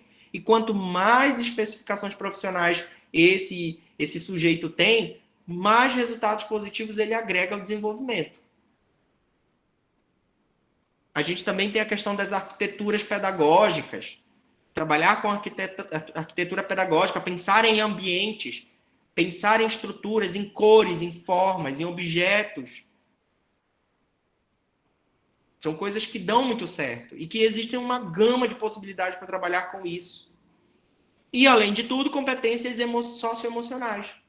Porque, além de ensinar e aprender, a gente tem algumas habilidades que elas estão se perdendo com o tempo. E a pandemia veio justamente dificultar esse processo de interação social e do compartilhamento dessas emoções. Então, atividades lúdicas. Cria um grupo de atividades lúdicas, vai fazer um contexto legal. Não como entretenimento, não, mas como possibilidade para ajudar no desenvolvimento das pessoas. Certo? Então, há possibilidade, há mercado, e a gente só precisa se inovar. Dúvidas? Eu espero que não tenha ultrapassado muito do tempo. Eu acredito que sim, né, professora? Mas foi muito por aqui. Eu agradeço muito. Estou aqui. Está todo mundo bem atento, pelo menos quem está com a câmera ligada aqui, estou vendo, tá bem interessante ver as reações. Cada coisa que tu falava, tinha uma reação bem bacana, bem interessante. Pessoal, pode ir colocando aí as perguntas. Se vocês não tiverem perguntas, inventem uma pergunta. Bora usar o professor Rony agora. Pegar tudo que ele tem, tudo que ele trouxe para a gente aprender mais. Bom, eu vou iniciar, então, perguntando. A grande motivação dessa fala sobre empreendedorismo pedagógico é, de fato, uma necessidade que a gente viu dentro do nosso próprio corpo discente, né? A gente tem já vários egressos, né? Vários alunos que sempre falam a mesma coisa, né? Estão prestes a se formar e é sempre a mesma questão. O que eu vou fazer agora? Né? Enfim, tenho meu diploma, o que eu vou fazer? E parece que o pensamento fica só restrito a um nicho, que é a parte da educação formal, enfim, chega um momento que acaba até perdendo um pouco aquele fogo, sabe? Aquele amor pela docência, pela prática pedagógica, e aí vai migrar para outro ramo e acaba depois deixando. E a gente perde muitos profissionais bons por causa disso, né? Então, a minha pergunta, minha questão, na verdade, é a seguinte: você, junto com a Bruna que está aí com a gente, oi, Bruna, vocês pensaram de uma maneira diferente e trouxeram uma coisa muito inovadora. Eu fiquei muito feliz quando eu vi a possibilidade. Primeiro, quando eu via vocês dois juntos ali em atuação, cada um como profissional, né? E quando eu vi a ideia do Sinapses, né? Eu vi o anúncio né, no Instagram, no dia eu li tudinho aquilo, eu fiquei encantada com aquilo. Eu lembro que eu conversei com alguns professores, vocês viram, olha o que vai acontecer aqui, olha o que está tendo aqui em Santarém e tal. Eu fiquei muito feliz com a possibilidade. Eu queria que vocês contassem, a Bruna pode até entrar no meio, Bruna. Pode. Mas eu queria que você contasse um pouco sobre essa ideia, porque para mim foi uma ideia realmente disruptiva, né, de pegar profissionais recém-formados, mas que estavam com muito gás, e aí eu via rostinhos muito conhecidos, né, Paula, Luana, vi pessoas ali que a gente já conhecia, vendo fazer um trabalho incrível, maravilhoso, e é muito bom acompanhar.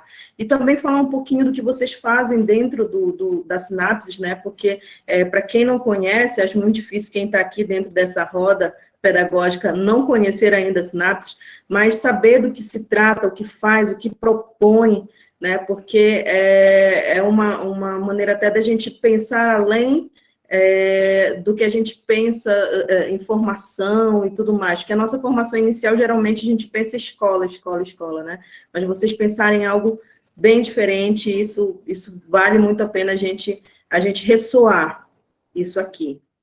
Bruna, tu pode tomar a palavra, Bruna, começa. Só para eu descansar a garganta. Oi, gente, boa noite, estão me ouvindo? Sim, Bruna. Se eu tivesse aí contigo, Rony, eu estava te dando água, mas como eu não tô, né, tá com a boca seca. Enfim, gente, vamos falar um pouquinho do projeto Sinapses e um pouquinho que a professora Narelli abordou.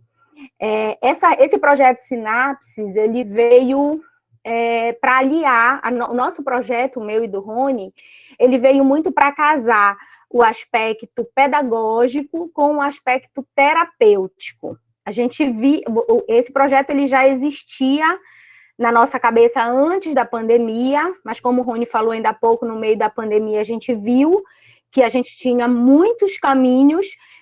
A pandemia ela não nos fez pensar assim, não temos para onde ir, muito pelo contrário, qual o caminho, porque existiam muitos, né? A pedagogia nos proporciona muito isso.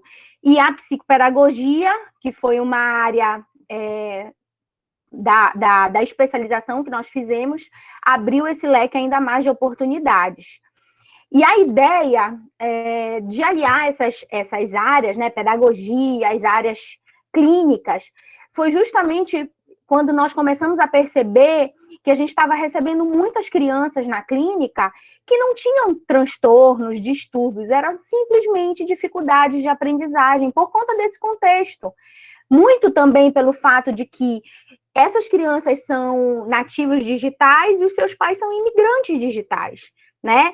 E aí surgiu a ideia de juntar essa galera num espaço transdisciplinar e fazer algo, como o Rony falou, que já existe fora de Santarém, nas grandes capitais, que é ter um olhar dessa criança, desse adolescente, desse adulto, porque nós atendemos também, né, esse público, mas de uma forma total, né, integralizado. Então, por exemplo, quando o Rony atende um aluno, uma criança, um adolescente, que também é atendido por uma fono, a gente consegue fazer esse mapeamento dessa criança e, de repente, perceber que ela precisa de um estímulo, de um reforço, de um apoio pedagógico. Mas isso não precisa estar só na escola. E muito mais do que isso, nesse momento de pandemia, foi uma oportunidade gigante que a Sinapses teve, que a gente tem visto com outras colegas, né? A gente tem aí um grupo bem legal também, do qual eu me orgulho muito, porque quase todas as meninas foram minhas estagiárias nas escolas nas duas escolas em que eu fui coordenadora, que é o Reforça Santarém, que é uma proposta também muito legal. As meninas são empreendedoras também nesse sentido, e como o Rony falou, já sacaram a necessidade do mercado em preparar recursos, né? Achei fantástico quando eu vi a ideia delas, delivery pedagógico. Então, assim, as mães não sabem, né, como fazer esse estímulo em casa. Nós, enquanto terapeutas, eu e Rony, a gente faz essa orientação parental, familiar, no sentido de orientar a família como estimular em casa, né? E aí a gente foi alinhando isso. E a gente percebe que nesse pós-pandemia, isso ainda não é o boom, né? Não é o boom da educação, da pedagogia. Eu penso que o boom vai ser nesse pós-pandemia, porque a gente tem visitado as escolas, como terapeutas, a gente precisa fazer ter essa relação muito próxima com as escolas, e a gente vê a necessidade latente, né, desses profissionais, dessa família de precisar desses profissionais. A escola, no momento, está passando por uma situação delicada com relação a recursos financeiros, né, a custos, por conta da crise, mas essas crianças vão voltar com tudo para a escola. E elas vão voltar com dificuldades, e não existe profissional com olhar mais cuidadoso, né, dentro da escola, que não o professor, né, amparado, claro, por uma equipe pedagógica forte, coordenação, né, e aí está esse nosso olhar, meu e do Rony, ele pode complementar também um pouquinho aí. Muito obrigada. Justamente, e além de tudo isso, nós, como eu falei na minha fala, eu venho trazendo essas informações no sentido de que é preciso vocês compreenderem as necessidades do público. Então, nós tínhamos em Santarém um contexto clínico fragmentado, e essa palavra é muito familiar para nós. É muito aversiva, inclusive, porque o processo de educação ele não é fragmentado, ele é uníssono, né? E a gente pensou nessa ideia de transdisciplinar. A gente já não queria mais algo que fosse muito prático, como é o caso da interdisciplinaridade. A nossa ideia não era convergir as áreas de conhecimento, era fazer a galera se misturar mesmo, virar uma maniçoba daquela da boa, né? Então, essa era a ideia, era fazer o psicólogo sair da zona de conforto dele, obviamente respeitando as suas limitações profissionais, sentar com o pedagogo e trocar ideias, e não só dizer as ideias, mas também receber, entender, ouvir o pedagogo e todas as suas percepções diante daquele processo. E a gente conseguiu agregar tudo isso. Então, hoje a gente já colhe frutos nesse sentido, de que os paizinhos chegam das reavaliações, né, com os profissionais especialistas e dizem assim, nossa, em pouco tempo ele já conseguiu fazer tudo isso, isso é muito bom. Isso é muito bom. Então, assim, a ideia da sinapse foi, de fato, dar cara a tapa. Essa ideia da transdisciplinaridade foi algo que surgiu como uma confusão no meio de todo mundo, burburinhos diversos. Não vai dar certo. Isso não é possível. Como é que é? Fonoaudiólogo vai fazer o papel do psicólogo? Não. A gente só vai unir as ideias. Tanto que hoje a gente nem gasta papel, a gente passa por um processo de reciclagem de fato, sustentabilidade de fato. É um plano terapêutico para a galera inteira executar, né? E aí, nesse contexto, vem todo mundo. Vem a família, vem a escola, vem os terapeutas, e isso tem dado certo. Tem dado muito certo. Tem dado certo e tem dado trabalho, né? Saímos de fato da zona de conforto, né? Mas foi muito o que o Rony falou no início, né? Empreender dá trabalho e exige sacrifícios, né? A gente escuta, e isso aí também aí já é um recado, né? Porque eu penso que todo mundo vai ser instigado a empreender, e aí o empreender no sentido de não é só ter uma empresa ou ter um negócio, mas empreender na sua postura profissional. Nós, eu e Rony principalmente, ouvimos muito, né? Porque a gente sempre teve nesse projeto transdisciplinar, a gente precisa ouvir, que também já é uma característica, né, do pedagogo, de ter esse olhar, de ter essa escuta. Então, a gente queria muito. Não, a gente precisa reunir com os outros profissionais, e nós ouvimos muito no início essa questão de, cara, esses dois só querem saber de reunir, eles não trabalham, não. eles atendem porque eles só querem saber de reunir, não, mas a gente precisa reunir, porque eu preciso saber qual é a percepção desse profissional, desse terapeuta com essa criança, para a gente juntar aqui e transformar isso em metas. A gente quer que daqui a 3 meses, essa criança, com essas dificuldades percebidas nas avaliações, ela consiga avançar e alcançar, né? E aí, hoje, a gente já está numa situação um pouco mais confortável de ouvir, e aí isso a gente solta mesmo foguete quando a gente ouve dos outros profissionais. Quando é que a gente pode reunir para conversar sobre o aluno?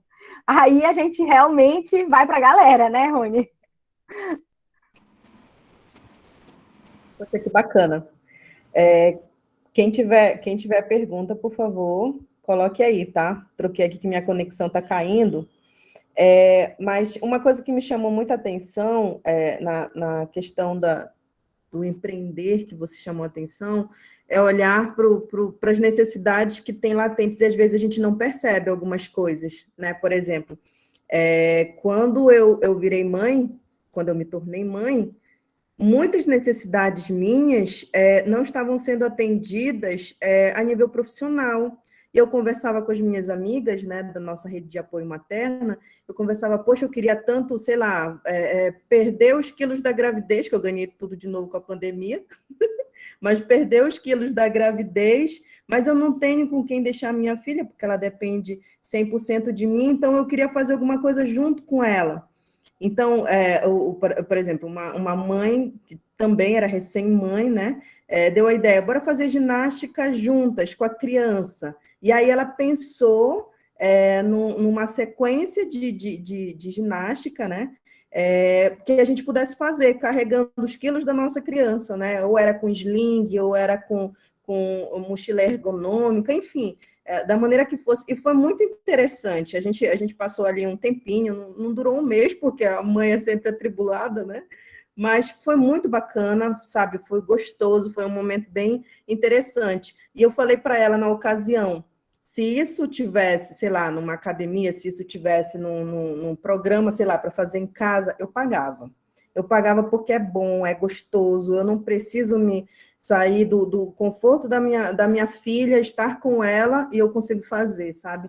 Então, é algo muito interessante a gente conseguir olhar para essas situações, que às vezes a gente não percebe, né? A gente não percebe essas demandas, né? E que existem, né? Eu acho que é muito da gente também perguntar o que você está precisando, né? Às vezes parece que a gente está tão, sei lá, não querer invadir o espaço do outro, porque às vezes a gente acaba se limitando a perguntar qual a necessidade dele naquele momento. Né? Então, essa é uma questão bem pessoal minha, né? E que você falando sobre os nichos, falando sobre demandas e tudo mais, eu fiquei pensando, poxa, olha aí, uma ótima oportunidade de empreender. A Carla levantou a mão. Carla, quer falar? Pode falar. Oi, na verdade eu vou fazer uma pergunta. Quando eu pensei na pergunta, a Bruna até comentou um pouquinho sobre, então já tenho mais ou menos a ideia. Boa noite, Rony. Boa noite a todos. Eu gostei muito da tua palestra. Já vou começar a cortar meus tecidos. Faz tempo que eu penso em fazer meus caderninhos de atividade sensorial, menina. Olha. Enfim, gente, assim, primeiro eu quero dizer que eu gostei muito, né, da tua palestra. É um up mesmo que a gente precisa. E hoje em dia é algo muito novo, né? Então, assim, a gente tem algumas colegas já fazendo isso, né? Mas a gente sempre precisa de alguém falando isso, que às vezes a gente só quer um empurrãozinho mesmo. E aí, referente à empresa de vocês, a Sinapse, eu quero parabenizar também. Quando eu fiz minha pós em neuropsicopedagogia, vinha muitos professores de fora, de São Paulo, e aí nessa pós são eles licenciaturas, né? Educação física, fono, psicóloga, todo mundo estudando junto a mesma disciplina, e eles sempre indagavam, né? Que eles geralmente são de fora, de São Paulo, eles sempre indagavam. Mas aqui não tem uma rede, alguma empresa que trabalhe, que cada um trabalhe junto, na verdade, então eles sempre viram essa necessidade. Então, alguém de fora, né? Isso foi em 2018 que eu fiz, já vendo isso, né, como uma necessidade de Santarém. Então, assim, eu fico muito feliz quando eu acho que eu sigo. Se eu não me engano, eu acho que eu sigo. Quando eu vi, e muito feliz mesmo, realmente, porque é um passo inicial, né? De repente, a empresa de vocês é o início, né? De uma nova visão da educação aqui em Santarém. Não só educação especial, né? Mas educação inclusiva, que deu uma caída, né? Esses últimos anos. Nós já tínhamos dado avançado um pouquinho, né? Aqui em Santarém, em passos lentos, mas, assim, nós já tínhamos avançado em questão de consciência mesmo de cada um. Mas a pergunta que eu quero fazer, na verdade, é sobre a aceitação dos outros profissionais. Quando a Bruna falou, já no finalzinho, ela falou, né, referente a isso, que quando eles já vinham marcar, então eu já senti que no início talvez não tenha sido tão fácil. Então é justamente isso. Como que foi a aceitação dos profissionais com a ideia, né? Porque não é algo tão simples, a gente sabe, não é algo tão simples. E aí eu queria entender como foi a aceitação dos psicólogos, dos fonos que trabalham. As outras áreas de educação musical, eu imagino que já tenha sido mais tranquila, mas essa questão mesmo dos psicólogos, que às vezes eles ficam meio com aquilo, é psicopedagogo, acha que é psicólogo. E não é isso, né? Na verdade, não é. Isso é tudo a gente pensando no bem dos alunos. Eu queria entender um pouquinho como que foi essa aceitação e como está sendo, né? Já que é um pouco recente ainda a empresa de vocês, a aceitação desses profissionais com o trabalho de vocês.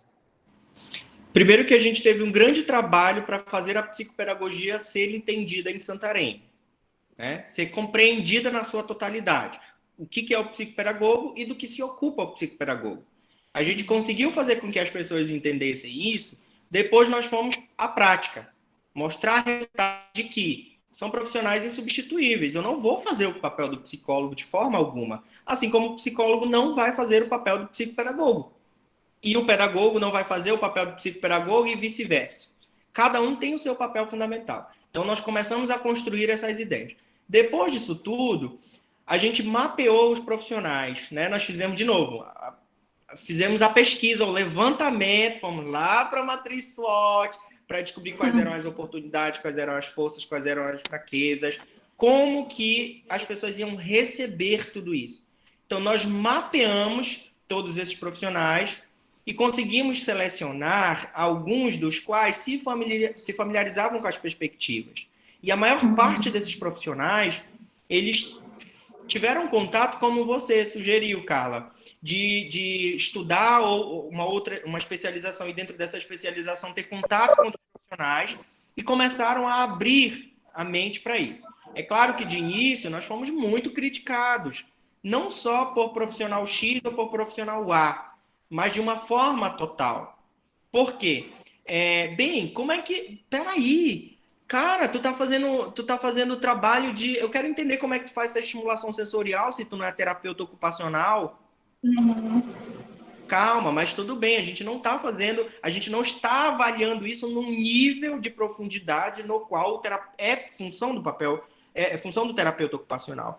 Assim como, por exemplo, você está utilizando um jogo pedagógico que não é seu, é pedagógico. Você está entendendo? Então, a gente começou a desconstruir uma série de paradigmas. Essa foi a ideia. Porque para os profissionais que estão hoje aqui na clínica aderirem a essa proposta, eles precisavam abrir-se dessas amarras. Eles precisavam abrir a mente e pensar fora da caixinha.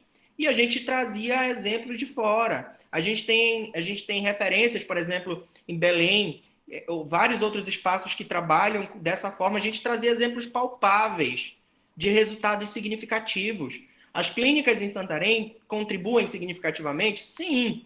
Mas quando nós propusemos um trabalho diferenciado no qual agregaria todo mundo, o negócio foi outro.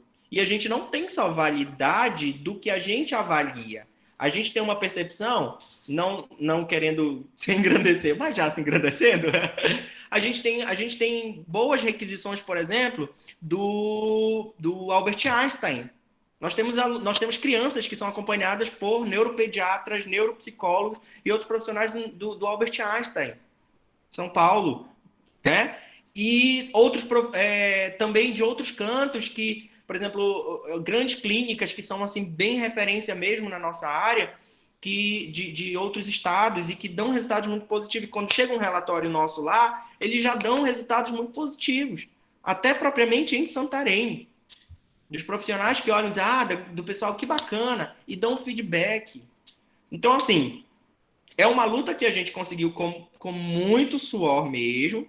Nem todo mundo está apto a aderir a isso, diz que é modinha, diz que não vai dar certo, mas a gente consegue fazer o trabalho, né? E principalmente conscientiza, desperta a conscientização na galera, a autoconscientização no sentido de, peraí, galera, a gente limite, já falei, limite é para celular, é para telefone que a Vivo vai lá e corta, acabou. Isso é para isso.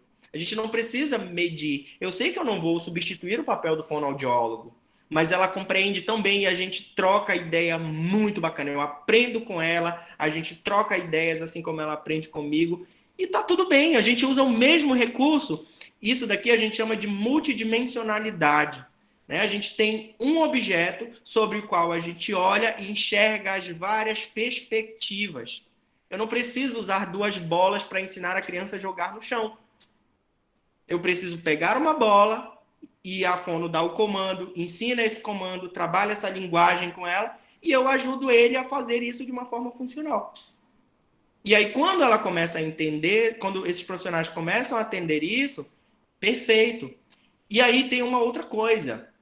Tem um movimento muito grande surgindo na nossa área, e isso, inclusive, engloba pedagogos, tá? Não lima os pedagogos desse processo, que é as abordagens numa nova ciência que está sendo fantástica no acompanhamento de crianças autistas, que é a análise do comportamento aplicada. Ela não pode ser feita por um profissional. Tem um protocolo chamado de VB-MAP, que ele vai analisar todos os elementos da criança, de todos os aspectos desenvolvimentais da criança, mas que ele não pode ser feito só por um profissional. Porque, por exemplo, tem competências do fonoaudiólogo que eu não posso falar sobre, eu não tenho propriedade. Na verdade, eu posso falar sobre, eu não posso falar de. E aí existe uma diferença. Falar sobre é o que eu vejo, é o que eu conheço. A internet das coisas está aí. Mas falar de é posição de fala, não é minha, é do fonoaudiólogo. E aí as pessoas começam a entender tudo isso. E aí quando a gente vai fazer, por exemplo, uma avaliação de uma criança autista, que o pai olha, nossa, mas vocês conseguiram identificar tudo isso? Sim, mas não foi só o Rony quem conseguiu. Não foi só a Bruna quem conseguiu. Foi a Bruna, foi o terapeuta ocupacional, foi o pedagogo, porque viu as necessidades de aprendizagem dessa criança. Certo? Foi difícil, mas está dando certo, tanto que o modelo está sendo replicado para outras clínicas, e como disse a Bruna, quando a gente vê esse tipo de abordagem, a gente corre para a galera, porque o nosso objetivo não é montar competitividade, gente. O nosso objetivo é fazer com que ocorra o processo de compartilhamento de ideia. Aí cada um vai sendo bom naquilo que faz.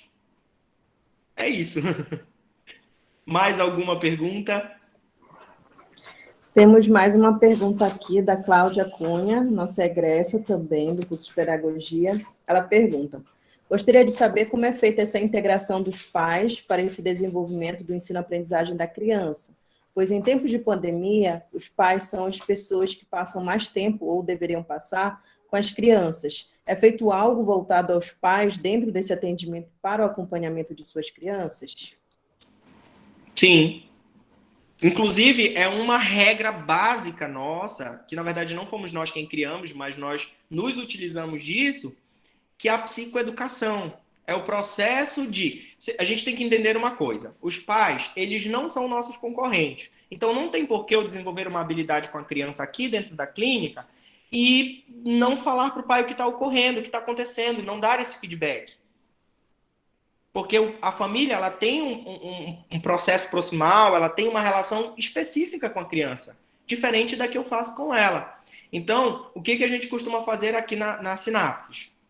Além, obviamente, das reuniões, a gente faz as orientações para esses pais. Do que eles precisam fazer em casa? Como que eles têm que fazer isso? E, além do que, a gente filma trechos das sessões Claro que cada área tem a sua especificidade. No caso da psicologia, existem alguns processos que são muito restritos. Então, nesse caso, a gente dá o feedback falado mesmo para os pais, né? Mas a maioria das outras terapias, a gente filma trechos, a gente via no grupo de WhatsApp, onde estão todos os outros terapeutas, e o paizinho vê e vai replicar em casa. Ou seja, ele vai generalizar essas atividades. Então, esse processo, ele acaba sendo direto, e ainda, gente, uma outra observação, não só se restringe à família, mas também à escola, porque a gente vai encher o saco da escola, tá? Né, Bruna? Existem algumas escolas aqui em Santa Catarina, e o que eu fico tão feliz, porque no início nós tínhamos um grande empecilho de acessar as escolas. E nós somos da escola, gente. Nós sabemos como funciona a escola. E aí a gente vai à escola e, por exemplo, a escola agora está aderindo às mesmas propostas que a Bruna sugeriu na sessão dela. E que coisa legal, porque a criança começou a responder, começou a encontrar significado naquele contexto no qual ela não era pertencente. Então, são várias engrenagens que, se uma trava, o negócio não vai para frente. Então, a gente faz, sim, todo esse procedimento e a gente chama isso de psicoeducação ou esse acompanhamento parental, essa orientação parental. Que ainda tem um detalhe. Existem as reuniões. Periodicamente, a gente chama os paizinhos aqui e dizer, paizinho, como é que está acontecendo lá? Por que a criança... Não adianta. Ele não replicou a técnica em casa, ele não fez da forma correta em casa, ou ele foi muito permissivo, o que acontece? A criança volta cheia de características que ela já não apresentava mais. E aí nem precisa dizer, porque a gente já faz essa leitura, chama o paizinho e diz, o que aconteceu? Como que a gente pode ajudar? Vamos melhorar? Se você não fizer, não adianta de nada. Você só vai estar gastando dinheiro e tempo. Muito bom. Gostei da pergunta, Cláudia. Obrigada. Mais alguém, gente? Eu sei que as cabeças devem estar borbulhando de ideias, já pensando no que fazer e tudo mais, né? Eu já pensei em algumas coisas aqui. Muito bacana. Mais alguém? Pode ligar o microfone também para perguntar, não tem problema.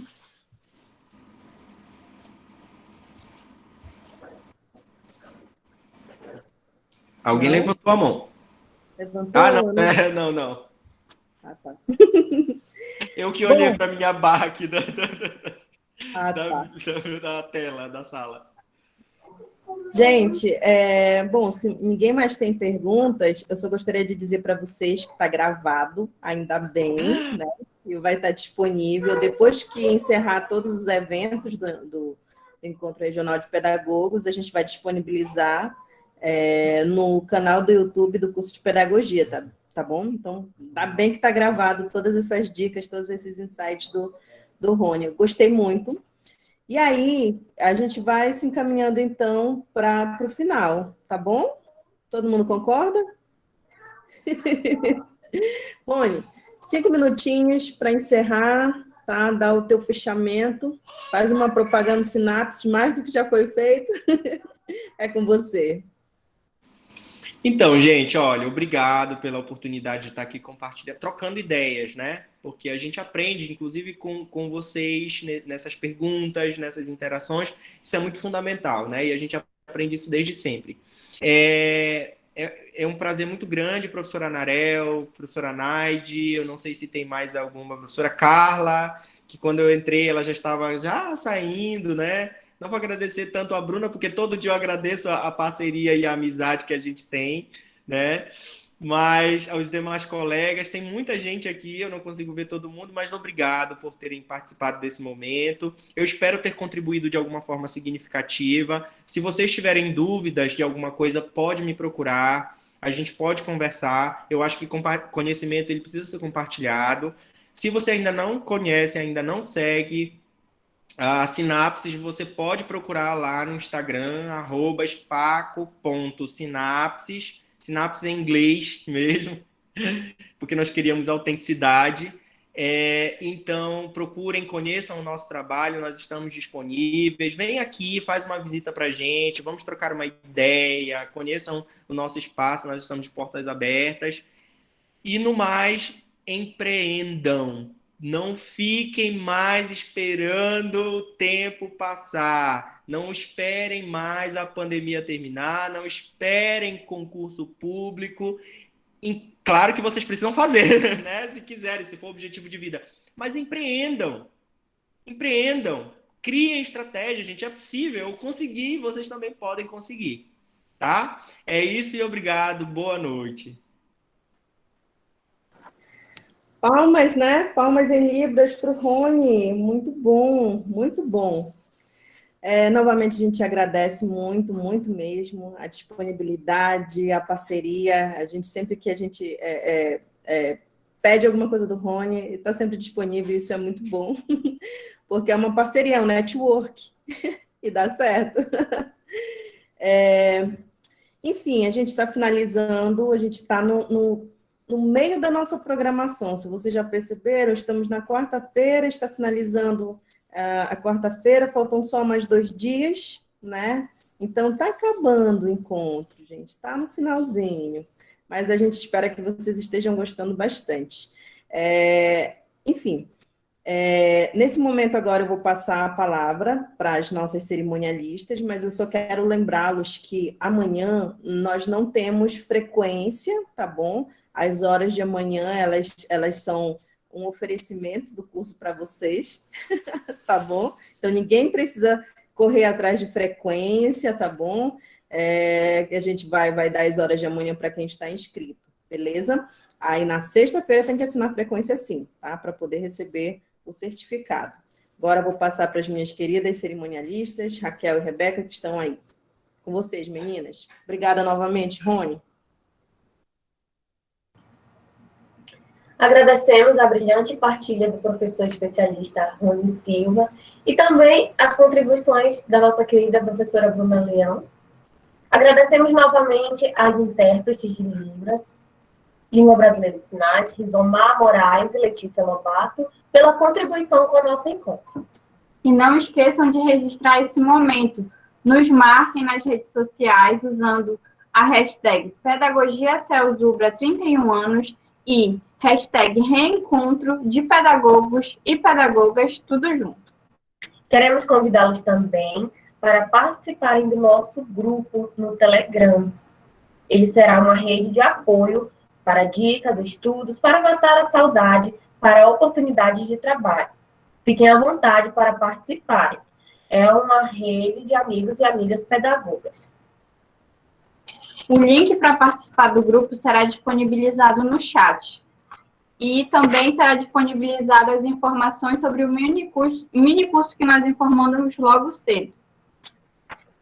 Amanhã, dia 20 de maio, convidamos a todos a acessarem o canal do YouTube Pedagogia Celzubra e acompanharem as homenagens elaboradas especialmente para esta quinta-feira.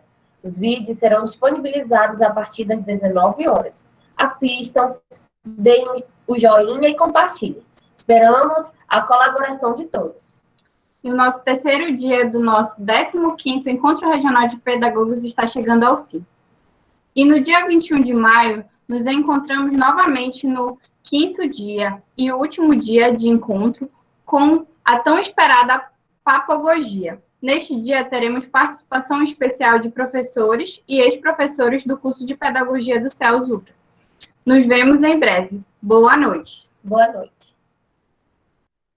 Boa noite. Feliz Dia do Pedagogo. Amanhã. Boa noite.